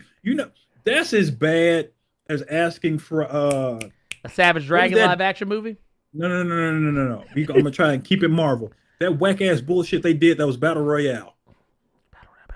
Oh, you talking about what was it? It was Avengers something. It was the Young Avengers doing it. Yeah. Because arcade, it had arcade. It was arcade. Yeah. I know exactly what you're talking about. Yeah. Because they even used the cover. They even used the cover of Battle Royale. Like they copied the cover. Like it was an homage, but I totally get it. but what's up, Blerd? Already, Avengers versus QAnon. Hey, no, we can't put them against QAnon because they just came out and said the dude who was the QAnon shaman. They said he right. I'm not gonna say it because actually I'm gonna say it because his lawyer said it. His lawyer said he's slow. Oh wow. I didn't say that. His lawyer said that. I'm quoting his lawyer. But no, Tubes of One with the with the $5 super says, if the Static movie don't hit for me, which it probably will because I love Static, I'll just go watch Static Shock for the 13th, 14th time. Is that easy? No, that's okay. Whenever people start coming to me telling me, man, this shit ruined my childhood, man, they ruined blah blah blah, whatever yakety schmackety for me. I'm like, well, you can still go watch. Like, what movie was it? I remember when they remade Nightmare on Elm Street with Jackie Earle Haley. Yeah. Which I actually thought Jackie Earle Haley did a great job as Freddy Krueger. The movie itself leaves a lot to be desired, but I don't hate the movie like other people do. But I remember that I remember people, like, they clowned it. They said, oh, y'all just ruined the Nightmare on Elm Street franchise for me. I was like, you know, the movies are still available to watch. Yeah. You could go on Vudu right now and buy all the movies for like $30. I watched the first 3 or 4 of them just a few days ago. They aren't gone. They don't just disappear to the ether because a new one came out. You can still watch them. It's very easy. I do it all. Like, honestly, what was it? As much as I love John Carpenter's The Thing, when they did that, what originally was advertised as a reboot, but actually turned out to be a prequel, it didn't ruin my enjoyment of the original John Carpenter's The Thing. I still watch it all the time. Talali House with a $5 super chat says, love the Static origin of the cartoon, something I related to at a young age, young brown kid in the hood and single parent home. Hashtag love to the Blerd Cave. Now that's the thing. Other aspects of Virgil's life I do identify with. The only thing I don't identify with is the gun shit. Everything else, him being growing up in the hood, him having a diverse group of friends, him having trouble with trying to get the attention of a girl that he loves, his relationship with his mother and his father, his sister. Even though I didn't grow up with a sister in my household, I still had a sister. But everything else, like how nerdy he was and how he wore his heart on his sleeve and he always tried so hard to be everything to everyone and how people used to pick on him. Everything else about Static, I identified with. Every aspect of Static except the gun part. That's the one part where I'm like, because I even told Reggie Hudlin that when we were talking about it. I said, yeah, that's the one thing. I was like, I've never liked that gun part. Then, like, there's ever been one thing Dwayne McDuffie ever did that I'd be like, if I could see Dwayne McDuffie right now, I'd be like, yeah, I'd have taken that shit out. It would have been that part. I'd have been like, yeah, man, Dwayne, I wouldn't have done that. And I love me some Dwayne McDuffie. But that man is pure gold as far as I'm concerned. But that said, I want to kind of comb through the chat, see if we can find some questions in here. Because let's see here. When do some of these come in? Here? Let's see. Boom, boom, boom, boom, boom, boom, boom, boom, boom. I'm looking. Here he is. Let's see here. Jason Davison says, no love for them X-Men's. X-Men 20 had a lot worth discussing. Or did I miss that earlier in the show? Okay, no. Actually, you didn't miss anything because we really didn't talk about it because I already did a video on it. There you go. However, I will say this. We did talk about how I called the Inferno story arc that's coming up. I called that months ago. Last year, for Christ's sakes. So yeah, we did kind of loosely talk about it. There's a lot to discuss, but honestly, I don't want to repeat myself just because what else am I going to say? I said pretty much everything I can say about it. That was okay. Now, just making sure that was Moira, right? At the end? Yeah. Yes, that was. What fucking room is she in Krakoa that nobody knows that this sister is just in there sitting down reading? Okay, so here's the deal. Here's the deal with Moira.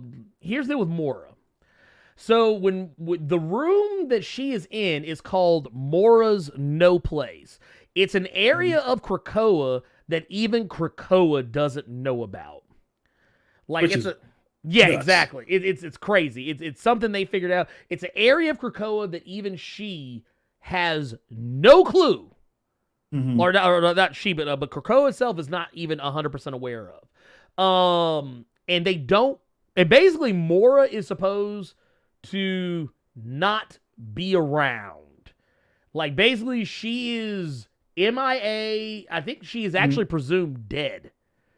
Because they did they built a hospital in Madripoor as in honor of her.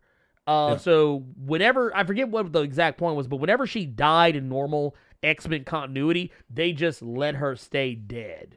And, like, she hasn't been revealed as still being alive. The only people who know that she's alive is Charles and Magneto. That's it.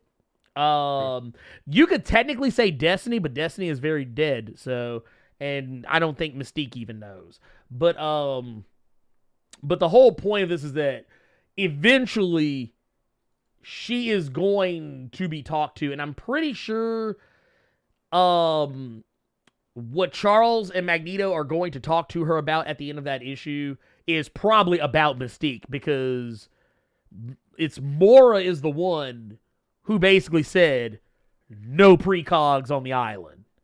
No one who can see the future is allowed on the island. That was her rule, not Charles and Magneto's. They're just going with it. But yeah, basically she doesn't leave. She doesn't go anywhere. If she does, she probably goes in disguise. But for the most part, yeah, no one knows that she's alive. Not even her own son, Proteus. I see one question here. What are your views on Onslaught coming back? Well, I will say this. I actually talked about it in the what was it in the previous Way of X #2 video. Personally, I won't deep dive into it. But what I will say is that I still don't like Onslaught as a character. I think he's everything that was wrong with the X-Men in the 90s. But Cy Spurrier has actually done such a good job of writing these first 2 issues and has made me interested in going back and reading their previous writings for X-Men related content. What was it? X-Men Legacy? I think he did X-Men Legacy Volume 2. Yep.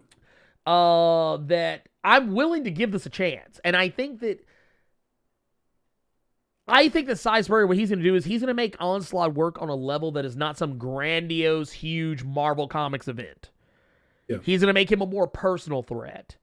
And I think that is where it will work better, when it's a more personalized threat that is not something that, oh my God, we got to go read Avengers. Now I got to go read Fantastic Four. Now I got to go read X-Men. Now I got to go read X-Factor. Now I got to go read Punisher or Spider-Man or some bullshit. No, I just keep it personal. Keep it personal. I think it works better. Let's see here. What's this? Would you be okay with Mystique burning down Krakoa? I've said this before, but I don't think it's a good. I wouldn't be okay with it, but I would. Okay, to quote Chris Rock, I'm not saying OJ should have killed her, but I understand. I said this in the. Go ahead. No, you're good. I was just gonna say I said this in the Discord, but I have to remember here that, like, because I saw somebody ask, like, man, don't you think what Xavier and Magneto did was kind of fucked up? People, this is Mystique. Yeah. And the reason that I say that is because, and I had to correct somebody in the Discord. Even though we're on Krakoa, everything that has happened X-Men wise still happened. Yeah, this isn't a reboot. All this shit happened before. Mystique everything is still that you know about. Yeah. Thank you. Yeah, everything is still happening. She's still a motherfucker. She's still a villain. She's still a bad guy. Yeah, Mystique is someone who always it's like so I don't like bringing this up, and this is a touchy subject, but you'll know what I'm talking about, Ernie. Dark Angel. You can handle when you're doing shit to people, but you can't handle when people are doing that shit to you. That's what's happening with Mystique right now. Yes. Yes. You've done all of these things to Xavier, Magneto, and all the other mutants right now. But when the shoe is on the other foot and you getting done dirty, Right, you that's clutching your fucked up. pearls. You know what I'm saying? So that's how I feel about that. So if she tries to burn down, kill it, bitch. Hey, put her right there in the hole, right next to Sabretooth, so they can make There some you more go. Nightcrawlers. There you go. And some great creeds. That's the one thing that people didn't understand is all the X-Men lore and shit like that still happened. Otherwise, they wouldn't be talking about Old Man Cable coming back. Wouldn't be talking about all this shit. We wouldn't still have an Archangel running around and X-Corp and stuff like that. Havoc wouldn't be pining for Madeline Pryor. Exactly. All that shit still happened. So all that fuck shit Mystique has always done still happened. This was just an instance of putting her on the council of keeping motherfuckers close where you can see them. Right. Keeping your enemies close. Well, I mean, not only that, look at it. She fucked over Rogue. She fucked over Nightcrawler, everybody's favorite mutant, apparently. She has fucked over so many people. That was my whole point. Everything that she has done, she still did. The reason she's on the fucking council with Sinister, with Shaw, you're keeping your enemies close. You could even say that for Magneto to a certain extent. Yeah. Oh yeah, nothing is forgotten. Yeah. Nothing is forgotten. Yeah. Mailman asks, did y'all read that Ultimate X-Men comic? Maybe I was a kid, but it was really good. Storm versus Thor. There were some dope pairings in that battle. I didn't care for it. Only Ultimate X-Men or Ultimate Comics, whatever thing I liked was Spider-Man. That was it. I didn't care for any of the other Ultimate stuff. Only thing I can remember from Ultimate X-Men was that Logan worked with Magneto in that book instead of Xavier, and that he got ripped in half by Hulk. I do remember that. I do remember any of that Ultimate shit until way later. Right. And wasn't even a lot of it. No, I didn't care for it. Honestly, Ultimate Marvel is not interesting to me. Jason Davidson saying, Carter, they could have at least given the sister a towel when she came out of the resurrection protocol. They really did. Look, I love how they was like my favorite part about it though was when she asked, well, what about Irene? And Xavier was like, what about her? What about her? Dude, I died. Dude, I fell out of my chair. I was like, dude. That's cold. I was like, Charles, you cold the butt. Like, Charlie Xavier, you cold as ice. Man, because I could just tell, even with that big ass helmet on, Xavier just looking at her, just like, so that man, he came with that Geese Howard energy. yeah. Look. That's what. But to answer your question, don't get mad because people are doing fuck shit to you when you've been doing fuck shit to them for decades. Yeah, no, because basically because you know what that's called? Karma. Don't get mad when you find out that your man is cheating when you got 6 side dudes on speed dial. Fuck out of here. Nah, don't even. Let's see. We got what was it? Creek Evil asks, what do you think of Emilia Clark as Abigail Brand? Think someone else could be better? Probably, but I can't think of anybody. But I feel like Emilia Clark is just too short. Like, I think of Abigail Brand as being someone taller. But, I mean... Hey, Logan was short, and look at Hugh Jackman. Well, no, that's what I'm saying. You got to think about real life. In real life, women aren't that tall on average. I mean, yes, there are taller women. My wife is like 6'1". But, like... Exactly. Over there messing with the great Khali around here. Okay. Hey, look. Getting that Khali chop. Ugh. It's probably... gripping your head like a computer mouse, man. No, wait, what was Khali's finisher? He squeezed your head. Yeah, he squeezed your head, dude. Like, just like, look, get done. Like, what was motherfucker's name on Invisible? Was it Red Blur? What the fuck the name was? Motherfucker got his head crushed. Red Rush. Red Rush is his name. The head squeeze. Oh my god. But no, I don't know. I can't think of anybody that would be better. But I mean, maybe like an Emily Blunt. I can see an Emily Blunt or somebody like that. Oh, give me Emilia Clark over Emilia Blunt. Why not? I like Emily Blunt. She good. Okay. She good. I liked her in Edge Glass. Can't even think of look. No, Edge of Tomorrow. Edge of Tomorrow. And The Quiet Place. And The Quiet Place. I haven't seen the My second place one. don't count. She can't say nothing. You just looking. You ain't shit. You ain't shit. Tubes1 says, have you heard of OKKO? Let's Be Heroes. It was made by a black creator, Ian Jones Quarty. Yes, I have. The thing gives 90s anime vibes. Yes, I have seen it. I used to watch it in the morning. So there were two different shows that came on about roughly the same time. When I used to have to get up early in the mornings, there were like certain shows that would be on that. Because basically, long story short, we would watch Cartoon Network at night. Me and my wife, we would put it on Adult Swim and we just leave it on because by the time the morning came around, when we woke up in the morning, other cartoons that we enjoyed would be on too. So we would watch like Teen Titans Go, and there was another show, Amazing World of Gumball, that we would watch as well, which we really liked. And they were all like kind of, cute kid-friendly shows because our kid would ultimately at some point, even though we were doing this well before we had a child, but at some point by the time we did have a child, we knew that our daughter would end up jumping in the bed with us and kind of squeezing in between both of us by the time that we got up in the morning, because she would get up out of her bed and then come run into ours in the middle of the night. But no, OKKO, Let's Be Heroes, and there was another show, Craig of the Creek, that would come on around those same times, and we loved all those shows. I thought they were really cute. Huge fan. I never got to finish OKKO though. I don't know if it's still going. But if it is, yes. Let's see here. Do you think Nimrod is going to be different from the Nimrod of old? Yes, but only in slight ways. I think Nimrod will have more of a personality, even though that personality is rapidly deteriorating. Let's see here. Also, about that Black Panther number 25, Carter and Blerd, what do y'all want to see out of John Ridley's run for Black Panther? Well, I don't know. I want to see somebody die by getting like Sparta kicked off a balcony by Dalmatians.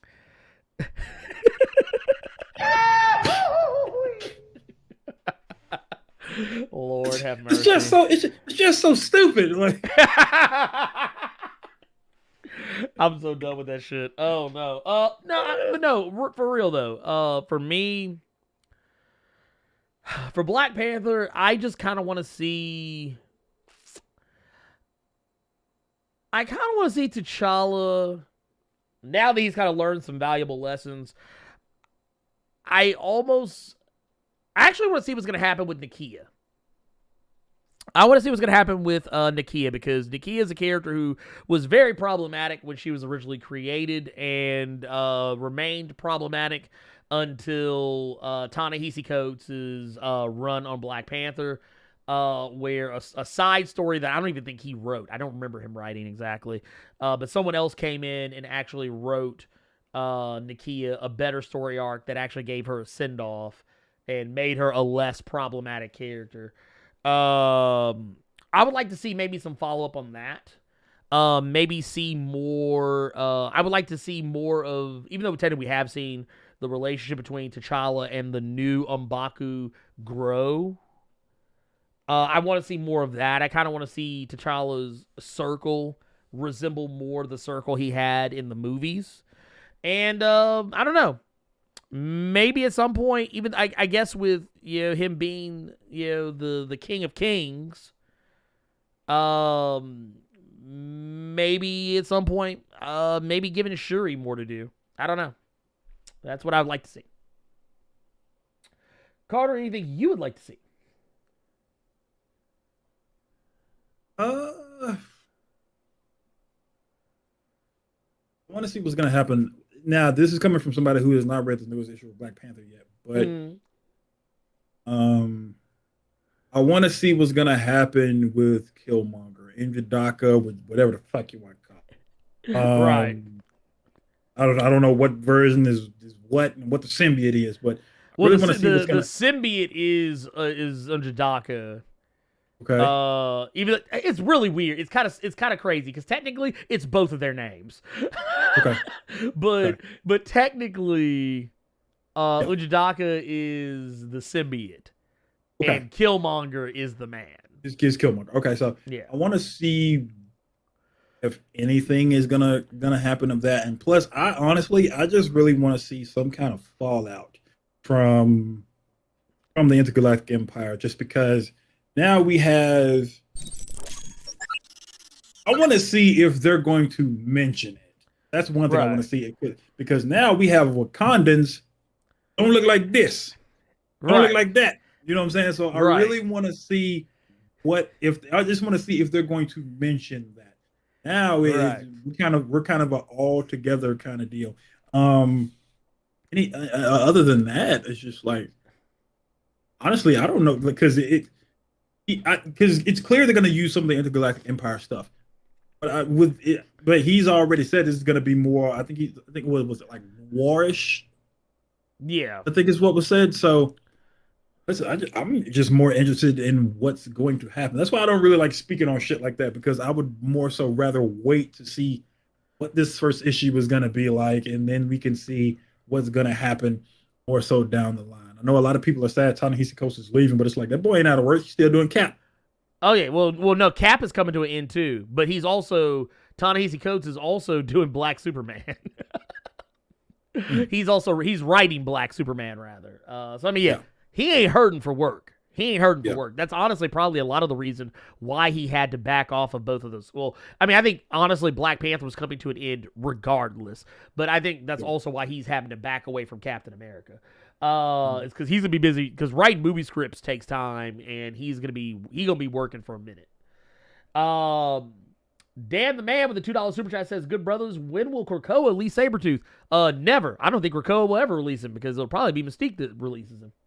Shit, would you even want that boy released as long as he been down there? You know how much he finna slaughter everybody on Krakoa for as long as he been falling. That shit remind me. Remember in fucking Spy Kids when they just kept falling?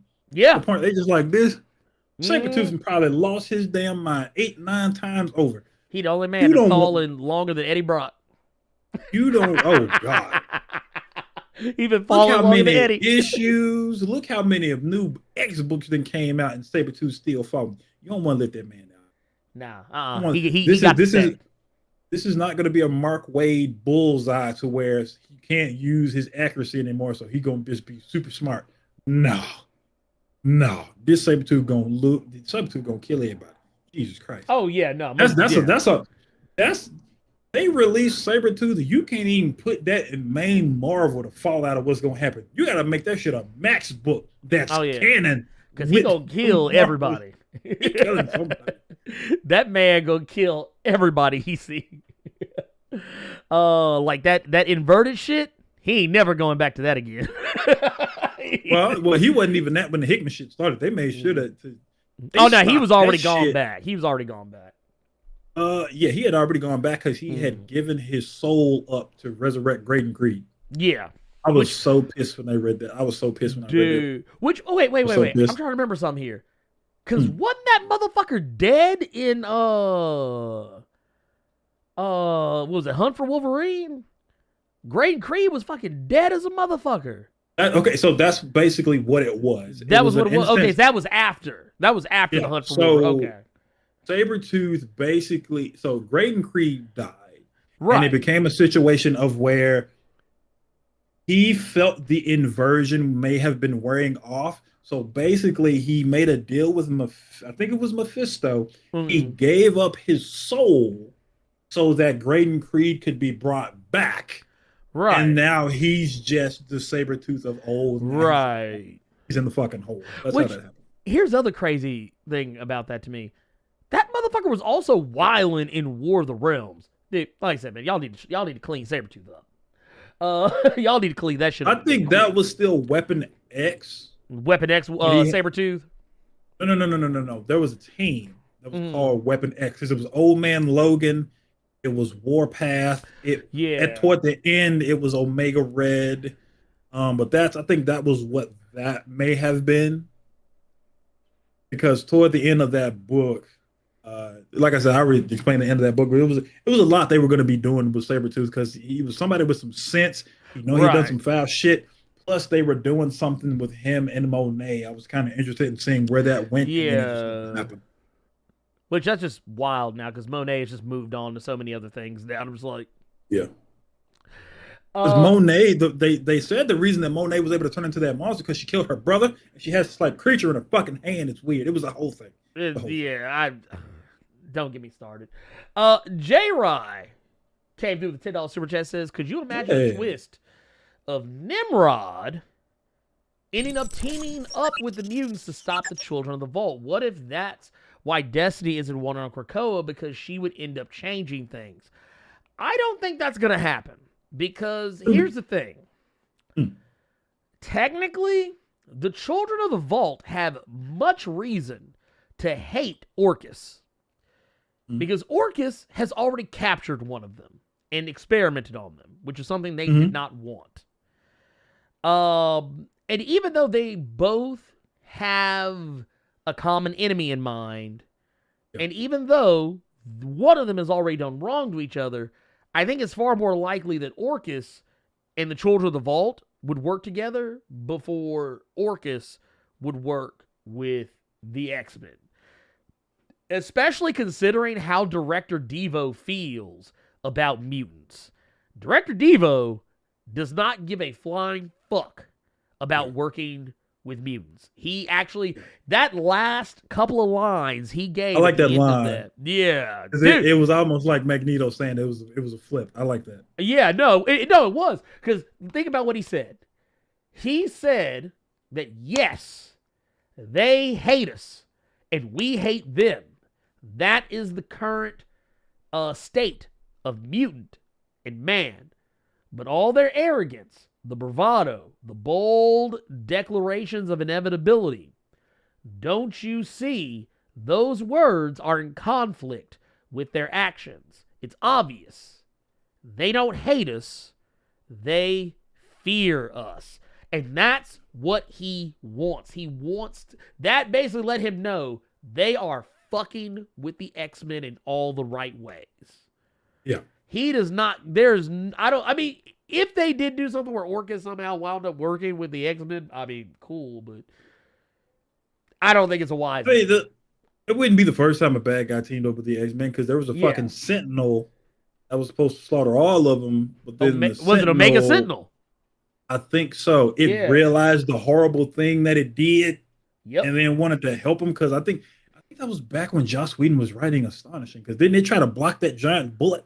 Yep. It got fucked up. Okay, And here's the thing. I know my comic knowledge, y'all. I know my shit. Yeah. That's why I'm on here. I know my shit. But no, side note from Mark Callie says, is anyone watching this season of Dark Side of the Ring? Man, it's riveting. I have not watched it, but I heard they did the Ultimate Warrior no favors. Considering how, it's really weird. WWE went out of their way to get that A&E Ultimate Warrior video special out, because they knew Dark Side of the Ring was going to tear that motherfucker a new one. They skipped over all the problematic shit about Warrior's life. They acted like that motherfucker was only in WWE and nowhere else. That motherfucker never showed up in WCW or TNA. Did he ever go to? I don't think he ever went to TNA. Did he go to Impact? No, I don't think he went to TNA. He didn't go there. So. Everybody else did. The fucking Randy Savage episode people hated. It's because there was a lot of false information in there. Because apparently they listened to fucking Vince Russo, who didn't know what he was talking about. Dude, oh my god, yeah, honestly, if it's for me personally, I prefer Dark Side of the Ring, because I feel like they're not beholden to WWE to tell a puff story, and we all know Vince. There is some kind of beef that Vince has with Macho Man Randy Savage. I don't know what it is. There's rumors out there as to what it could be. Wasn't the rumor always that he had broke off Stephanie? Yes, when she was like a teenager or something like that. That was always the rumor. But the thing is, we don't know if there's any truth to that. We don't know how true or how false that is. But all we know is something happened between the two of them that Vince has always had this bad thing with Macho Maybe Man. he heard the Macho Man rap album before anybody else did. He probably did. He was like, man, this is bullshit. He said, you I can't hate ever that come I've back. heard that album before. I hate that I've heard What that. was the song he had there about Hogan? Be a Man? Be a man, Hogan. Yeah. I was like, One of my buddies, he's been in the chat a few times in the Blerd Cave, named Tornado Jones. yeah. He bought a physical copy of that shit, and anytime I wanted to get a ride somewhere, that shit was getting blasted. And it was Damn. Oh man. Dude, I won't lie though. I actually went back and was watching some old. I was actually showing it to my wife more specifically because she'd never really heard any of the old Macho Man promos. Because I forget what happened. I don't know how I think we got on the topic because somehow Steiner Math came up. So that started showing her old promos. I showed her that one. She was just like, "What the fuck did I just watch?" But anyway, I showed her like it was a clip. It was a montage of like just Macho Man doing random promos. And, dude, she was dying laughing at him because she just thought they were so fucking crazy. And then just watching him be on the Arsenio Hall show was crazy because he just seemed like such an affable guy. Like, even when he was a bad guy, even when he was the bad guy at the time, like, he was on Arsenio, he was just cracking jokes and laughing and having fun and just being funny. And he was acting more like a baby face than he was a heel on the damn show. But neither here nor there. Point of the matter is that, yeah, Randy Savage, he got done dirty on there. It is not to say that he got done any favors on Dark Side of the Ring. Dark Side of the Ring didn't do anything to help his character either, but they didn't like blow him out of proportion the way they did on that A&E joint. But yeah, it was whatever. Let's see. Wait a minute. Wait, I'm trying to figure. Wait, I don't understand that one. Okay, here. Wait. Oops, shit, lost it. Dan the Man with 2 Officers said precisely. Sabretooth kills the Marvel Universe. I'd read that. I'd read that. Blerd Radio asked if we checked out Young Rock. I have not. Carter, did you? You say you good? I watch every season of Ballers. I'm good. Yeah. No, I just watch Ballers. I'm good. I actually like Ballers. Because The Rock ain't being Dwayne Johnson. Well, he probably being Dwayne Johnson the way Dwayne Johnson really is in real life, not the persona. Oh, they're doing too much with Dwayne Johnson. You see, he's in that Disney. You see that new? They're doing a fucking Disney movie off the Jungle Cruise. Yeah. He's in that with Emily Blunt. Oddly enough, I think. Yeah. Look how all circles lead back to Emily Blunt. And he was nowhere in F9. I forgot to tell you that. Oh, for real? He was not in it, not mentioned. Wow. I guess they lost one wrestler, so now they got John Cena in. But I don't know, it was weird. It was a lot of scenes in John Cena I couldn't fucking see him. It was weird, dude. But it was a good movie. Look, wait a minute. Here's the thing I'm tripping off of though. So what you're telling me is that even though Vin Diesel and Rock supposedly made up after their beef on what was it, Fate of the Furious? Yeah. Apparently that shit didn't stick. All I'm saying is I watched that. That movie's 2 hours too. Oh my god. And that throughout those entire 2 hours, his character was not mentioned. Jason Statham's character was mentioned a tiny bit because his mom is the mom is in this one. Damn. Oh yeah, because that's Helen Mirren. Yeah, Helen Mirren is in this one. So she mentioned like, do you want one of my sons to Vin Diesel? But other than that, they don't mention The Rock in this movie. They don't mention Statham in this movie. It was still a good movie though. Because it's like I told a buddy of mine, because he hates it. The Fast and Furious movies are video games now. Well, I mean, they've been that way for a while. I mean, I don't take those movies seriously. Ernie, they went to space. Okay, look. Went to space, Ernie. They used to steal DVDs. They steal DVD players. Now they're going to space. I'm not taking this shit seriously. It's not higher art. I told you. They went to space and then came back to Earth in a matter of weeks. Lord, I'm done. Anyway, questions from the Discord, because we actually going to answer last week's this week. I gave up on the show not running over. It just is what it is. Jay Dizzle asked, oh, wait, no, I did not ask you for anything, Google. Blerd and Carter. I really like Franklin Richards' mutancy throughout his comic history. It's always put them in tension with the X-Men, which was cool. Slot's retcon needs to be retconned in my mind. What comics retcon needs to be retconned? What?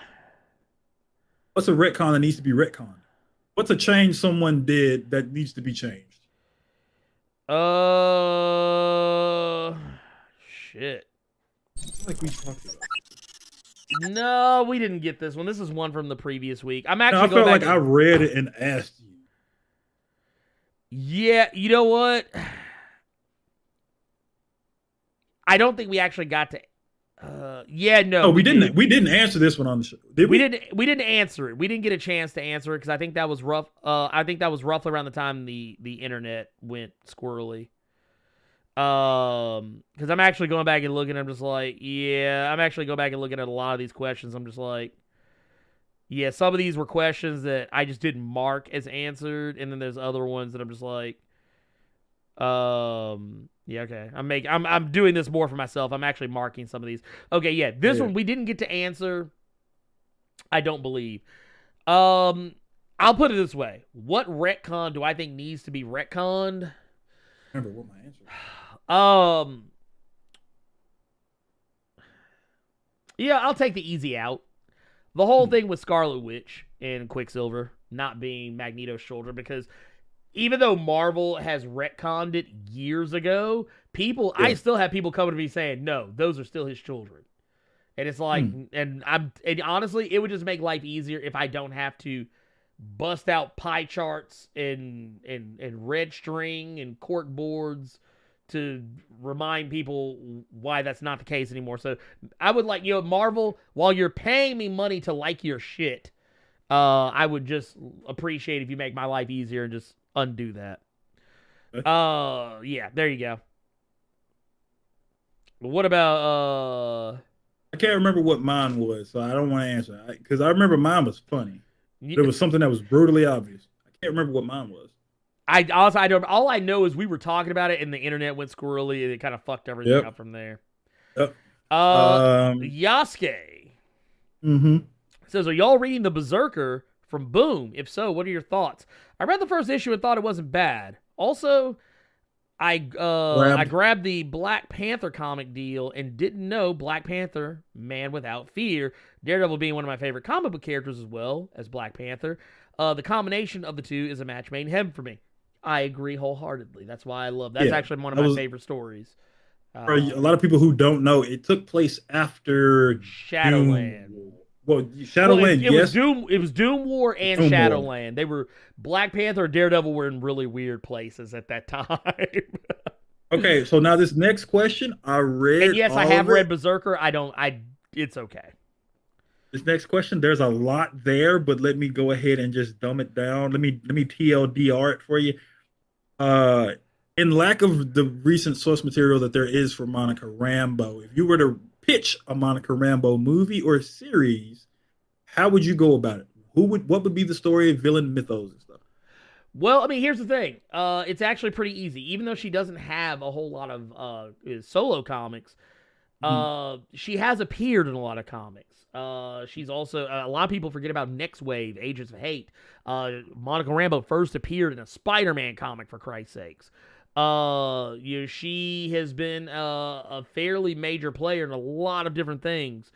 What I would personally do for Monica Rambeau is, she's a difficult character to write for, and I don't envy anyone who has to write her, because she is a character who has a lot of power. She's, for all intents and purposes, practically invincible. So she's difficult to write for from a standpoint of making people worried for her well-being. So you have to find other clever ways to write around that. That said, honestly, I would just let her be powerful. Kind of in the same way, and I know a lot of people aren't going to like this answer, but kind of in the same way that, I mean, up until like the very end of the movie, they just let Carol Danvers be powerful.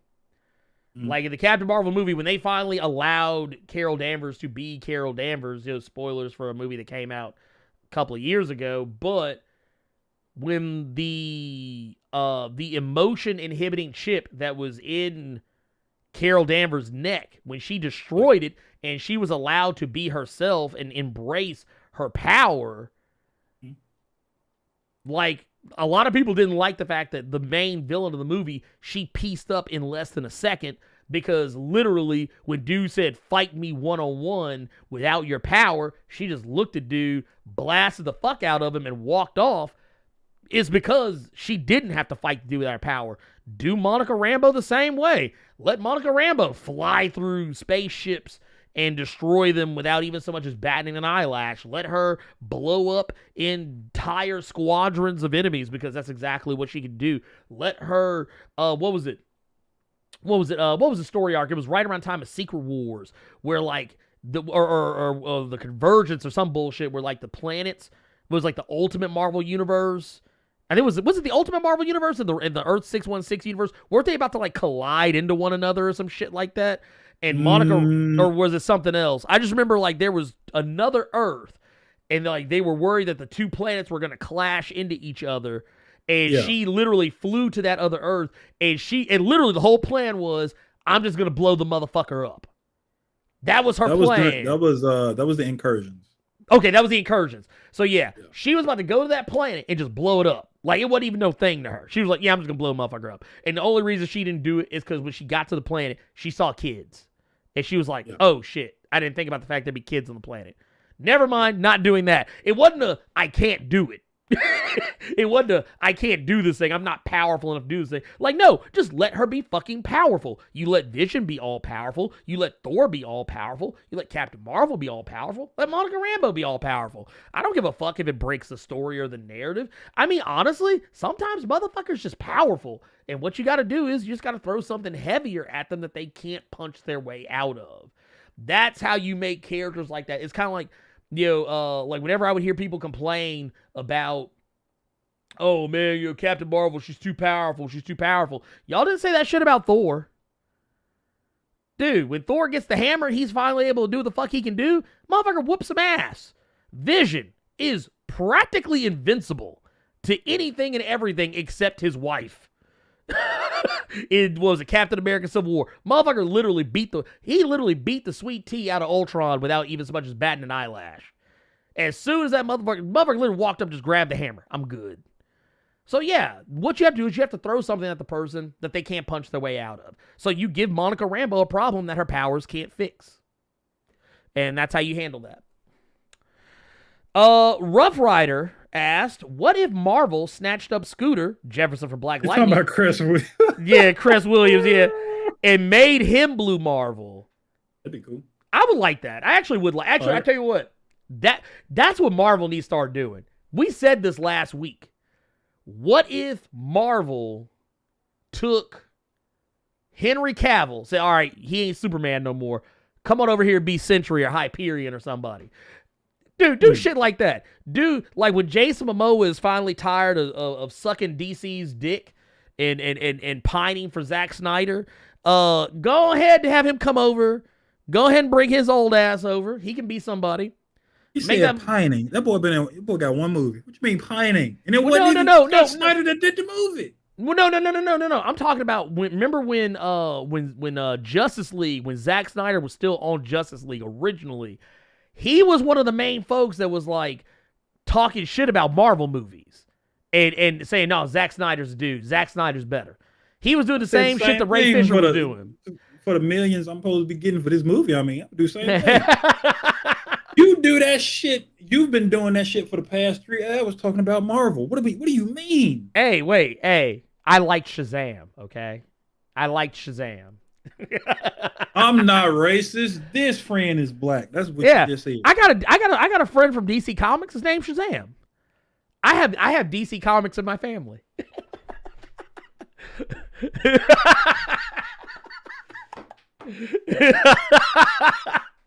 It's actually one of my favorite Paul Mooney jokes. He's like, "Oh, I know the Mexicans very well. My daughter is married to a Mexican, and they have the cutest little Blaxicans.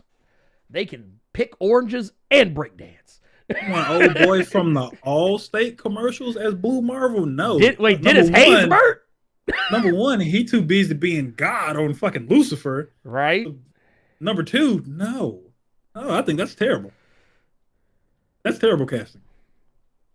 Well, okay, here's another one. The Urban Prince of Strong Style says, do you think Ultron can defeat Nimrod? Because I believe Ultron is stronger. Here's the trick with Nimrod. Nimrod is ever adapting. Nimrod is ever adapting, and he can duplicate himself multiple times. This dude clapped Apocalypse. He would bend Ultron over and literally destroy him. Ultron doesn't even have a rectal cavity, but he would make one in him just so he can. Danger. I mean, I like Ultron as much as the next guy, but yeah, Ultron ain't hitting the way a lot of people think he is. Last question. This was from Yasuke. Says, are there any favorite indie comics that you'd want to see adapted in live action, TV, or movie? For me, it would be Superior by Mark Millar, Cowboy Ninja Viking by AJ Lieberman, and Renato Jones, The 1%, by Carl Andrews. About that book. Dude, that actually is a good one. That's a slick one. And then Quantum and Woody, and of course, Black, which is actually being worked on I think it's a movie. I believe. I think it's being made to a movie. But no, all of those are good ideas. Cowboy Ninja, Viking, Renato Jones, Superior, Quantum and Woody, Black. I tell you what. Here's one I'll give you. I'm not gonna say Chariot because that's the easy way out, and I've already talked about it. I'm not gonna say Bitterroot because that's already happening. What I will say, and I won't say Bad Mother because that's an obvious one because I said that earlier as well, so I'm not gonna say any of those. I would say I would like to see The Wicked and the Divine. The Wicked and the Divine. Actually, I'll tell you what. You know what? Honestly, Karen Gillan can do no wrong.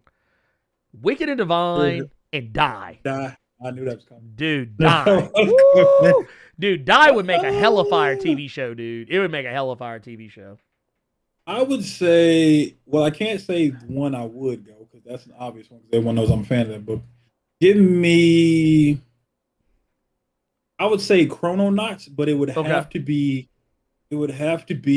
Brad Pitt and Matt Damon, or Ben Affleck and Matt Damon. Everyone knows Ben Affleck and Matt Damon have like this bromance shit going on. So seeing them in Chrononauts would probably be fucking hilarious. Yes. Oh, dude, what about, do you think Sex Criminals? Do you think Sex Criminals make a good TV show? Absolutely not. They couldn't do half the shit that's in that book. That is true. Never mind. If you can't do all of Sex Criminals, yeah, even the serious shit, you can't do it. Yeah, I just thought about. I was like, nah, I guess too. You couldn't even do that shit on HBO. I don't even think you could do that. You couldn't even do that shit on HBO. It'd have to be like you could do it on Cinemax, but the quality wouldn't be as good. Okay, that's fair. I'm about to say you can only do that shit on Pornhub.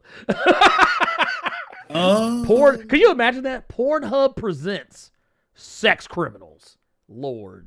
The other one I was gonna say would be the obvious one. I think I got it on the shelf back there. Probably Luther Strode. Which for what I'm understanding, they actually are working on. So yeah, that could be cheap. I don't want to say cheap because I don't want cheap to be looked at as negative, but right. That could be a cheaper book. That could be a cheaper TV series instead of a movie because it's only 3 books. You could literally do a book a season. You could do a Killer Be Killed. Killer Be Killed, you could do easy. I didn't like it like that. I know you love that book. I did not like it. I loved it, dude. I loved it. It was like American Death Note. Well, and I think, you know what? Here you go. No. Wait, what? What? Killer Be Killed? Yeah. Let me make sure I'm thinking of the right thing. Old boy who was basically the vigilante, right? Mm-hmm. That was Death Note to you? Well, in the sense that he had a dark entity that was basically telling him to do something. That he had a dark... But it was in his head, right? It was left ambiguous, sort of. Okay, yeah, that was the one thing I didn't like. Yeah, long story short, yeah, but here's the thing, though. You could take that opportunity to kind of tweak the ending and change some things. You could tell the story in a different way. But, I mean, I liked the premise of the story. I thought it was actually really cool because, I don't know, it caught me off guard. It caught me at a good time. No, I don't want to see Saga as a movie or a live action series because that just means it's gonna take the book longer to finish. No. Nah, don't do that. Don't do that. No. I'll give you. Okay, because only because I think that it's so early in its infancy, so it's hard. It sounds crazy for me to say this. But I think you could actually make a good movie out of the book that Scott Snyder's doing right now for Image. The one he had on Kickstarter. Yeah, Noctera. I think that could make a good movie. I wouldn't want it to be a TV show, though, because a premise like that could get drug out too easily. I think it needs to have a definitive end. There's certain stories that have a definitive end. What's that book he did with fucking Jock? That could be a good Netflix series, but all the fucking horror shit they keep doing. Wait, which one? Witches. Oh, I forgot about that book. Damn, I forgot about that book. Shit, I'm glad you said something about that. But yeah, those are all. I think those are all some good ones. I could see any of those being made into some kind of a movie, TV show. There's others I didn't mention largely because they kind of already are being made into something. I didn't bring up Crowded because Crowded has already been an option for a movie, even though I don't know if that movie will ever actually get made. And Deadly Class is an obvious one, but I mean, they already canceled the TV show, so what are you gonna do? So yeah, and those are really the. Oh, well, no, I can't use this one either. Something's Killing the Children. It's already being made into a TV show. Did not know that. Yeah, Something is Killing the Children. If I'm not mistaken, I remember reading somewhere that it's been optioned for a TV show. I don't know if they could make Kirkman's fucking demon possession shit a show. Outlast is a show, right? Yeah. Just no one watched that motherfucker because it was on Cinemax. Right. No, and that's the thing. I actually remember that. I remember the show being announced to be on Cinemax and being very upset about it because I was like, I don't have Cinemax and I'm not getting Cinemax to watch the show. Oh, other one, obvious one, Paper Girls is already being made into a show. So. I know one that could be made into the show. Just getting off that Orange is the New Black hype. Oh, what's that? Bitch Planet, dude. I was looking at that a second ago. I was like, dude, Bitch Planet, dude. Especially and my show Wentworth is getting ready to be off the air, dude. Yeah, give me Bitch Planet. Give me Bitch Planet. I'll take that. I'll take a healthy helping of Bitch Planet. Wait, what was that? The comic Donny Cates has. Redneck. I wonder if you could make that into a. Could you make that into a TV show? Would that make a good TV show? It's vampires. Of course they could. Yeah, that is true. They would fuck it up. Nah, they would fuck it up. I don't trust that shit. They would fuck that shit up too much. I would even trust them to do Baby Teeth right because it has a vampire in it. They'd fuck that up too. Anytime vampires are involved, people get too extra with it. No, you have to make them so much different than vampires that people are used to. No, it's fucking vampire. Dude. Fuck. What about The Goddamned? Jason Aaron? You think they could do that one? I hadn't started it. Okay. I think you could do it. I still need to read that. And what's the Indian book he did? Oh, shit. What's the name of it? Shit, I don't remember. Oh God, I'm gonna look that up. Yeah, I'm about to say I like honestly when you said that I was like, helped. Okay, dude, wow, that's fucked up. Because the sad thing is, I actually was thinking in the back of my head, it's probably named something problematic like Scalped. I do not want to see Stray Dogs live action. That would hurt my heart. Oh my God. I don't want to see, dude. I don't want to see Stray Dogs as anything. Nothing. That comic is, dude, I'm not gonna lie, that last issue, that was rough. Oh, dude. I'm done with you. I'm done with you. I'm done with you. I'm done with you. done with you. I'm out. I'm out. I'm gonna go cut my God. hair now. You all will see baldness next Saturday. Oh. I'm done. This nigga said that was rough. That is, oh my God. Dude, yeah, the sad part is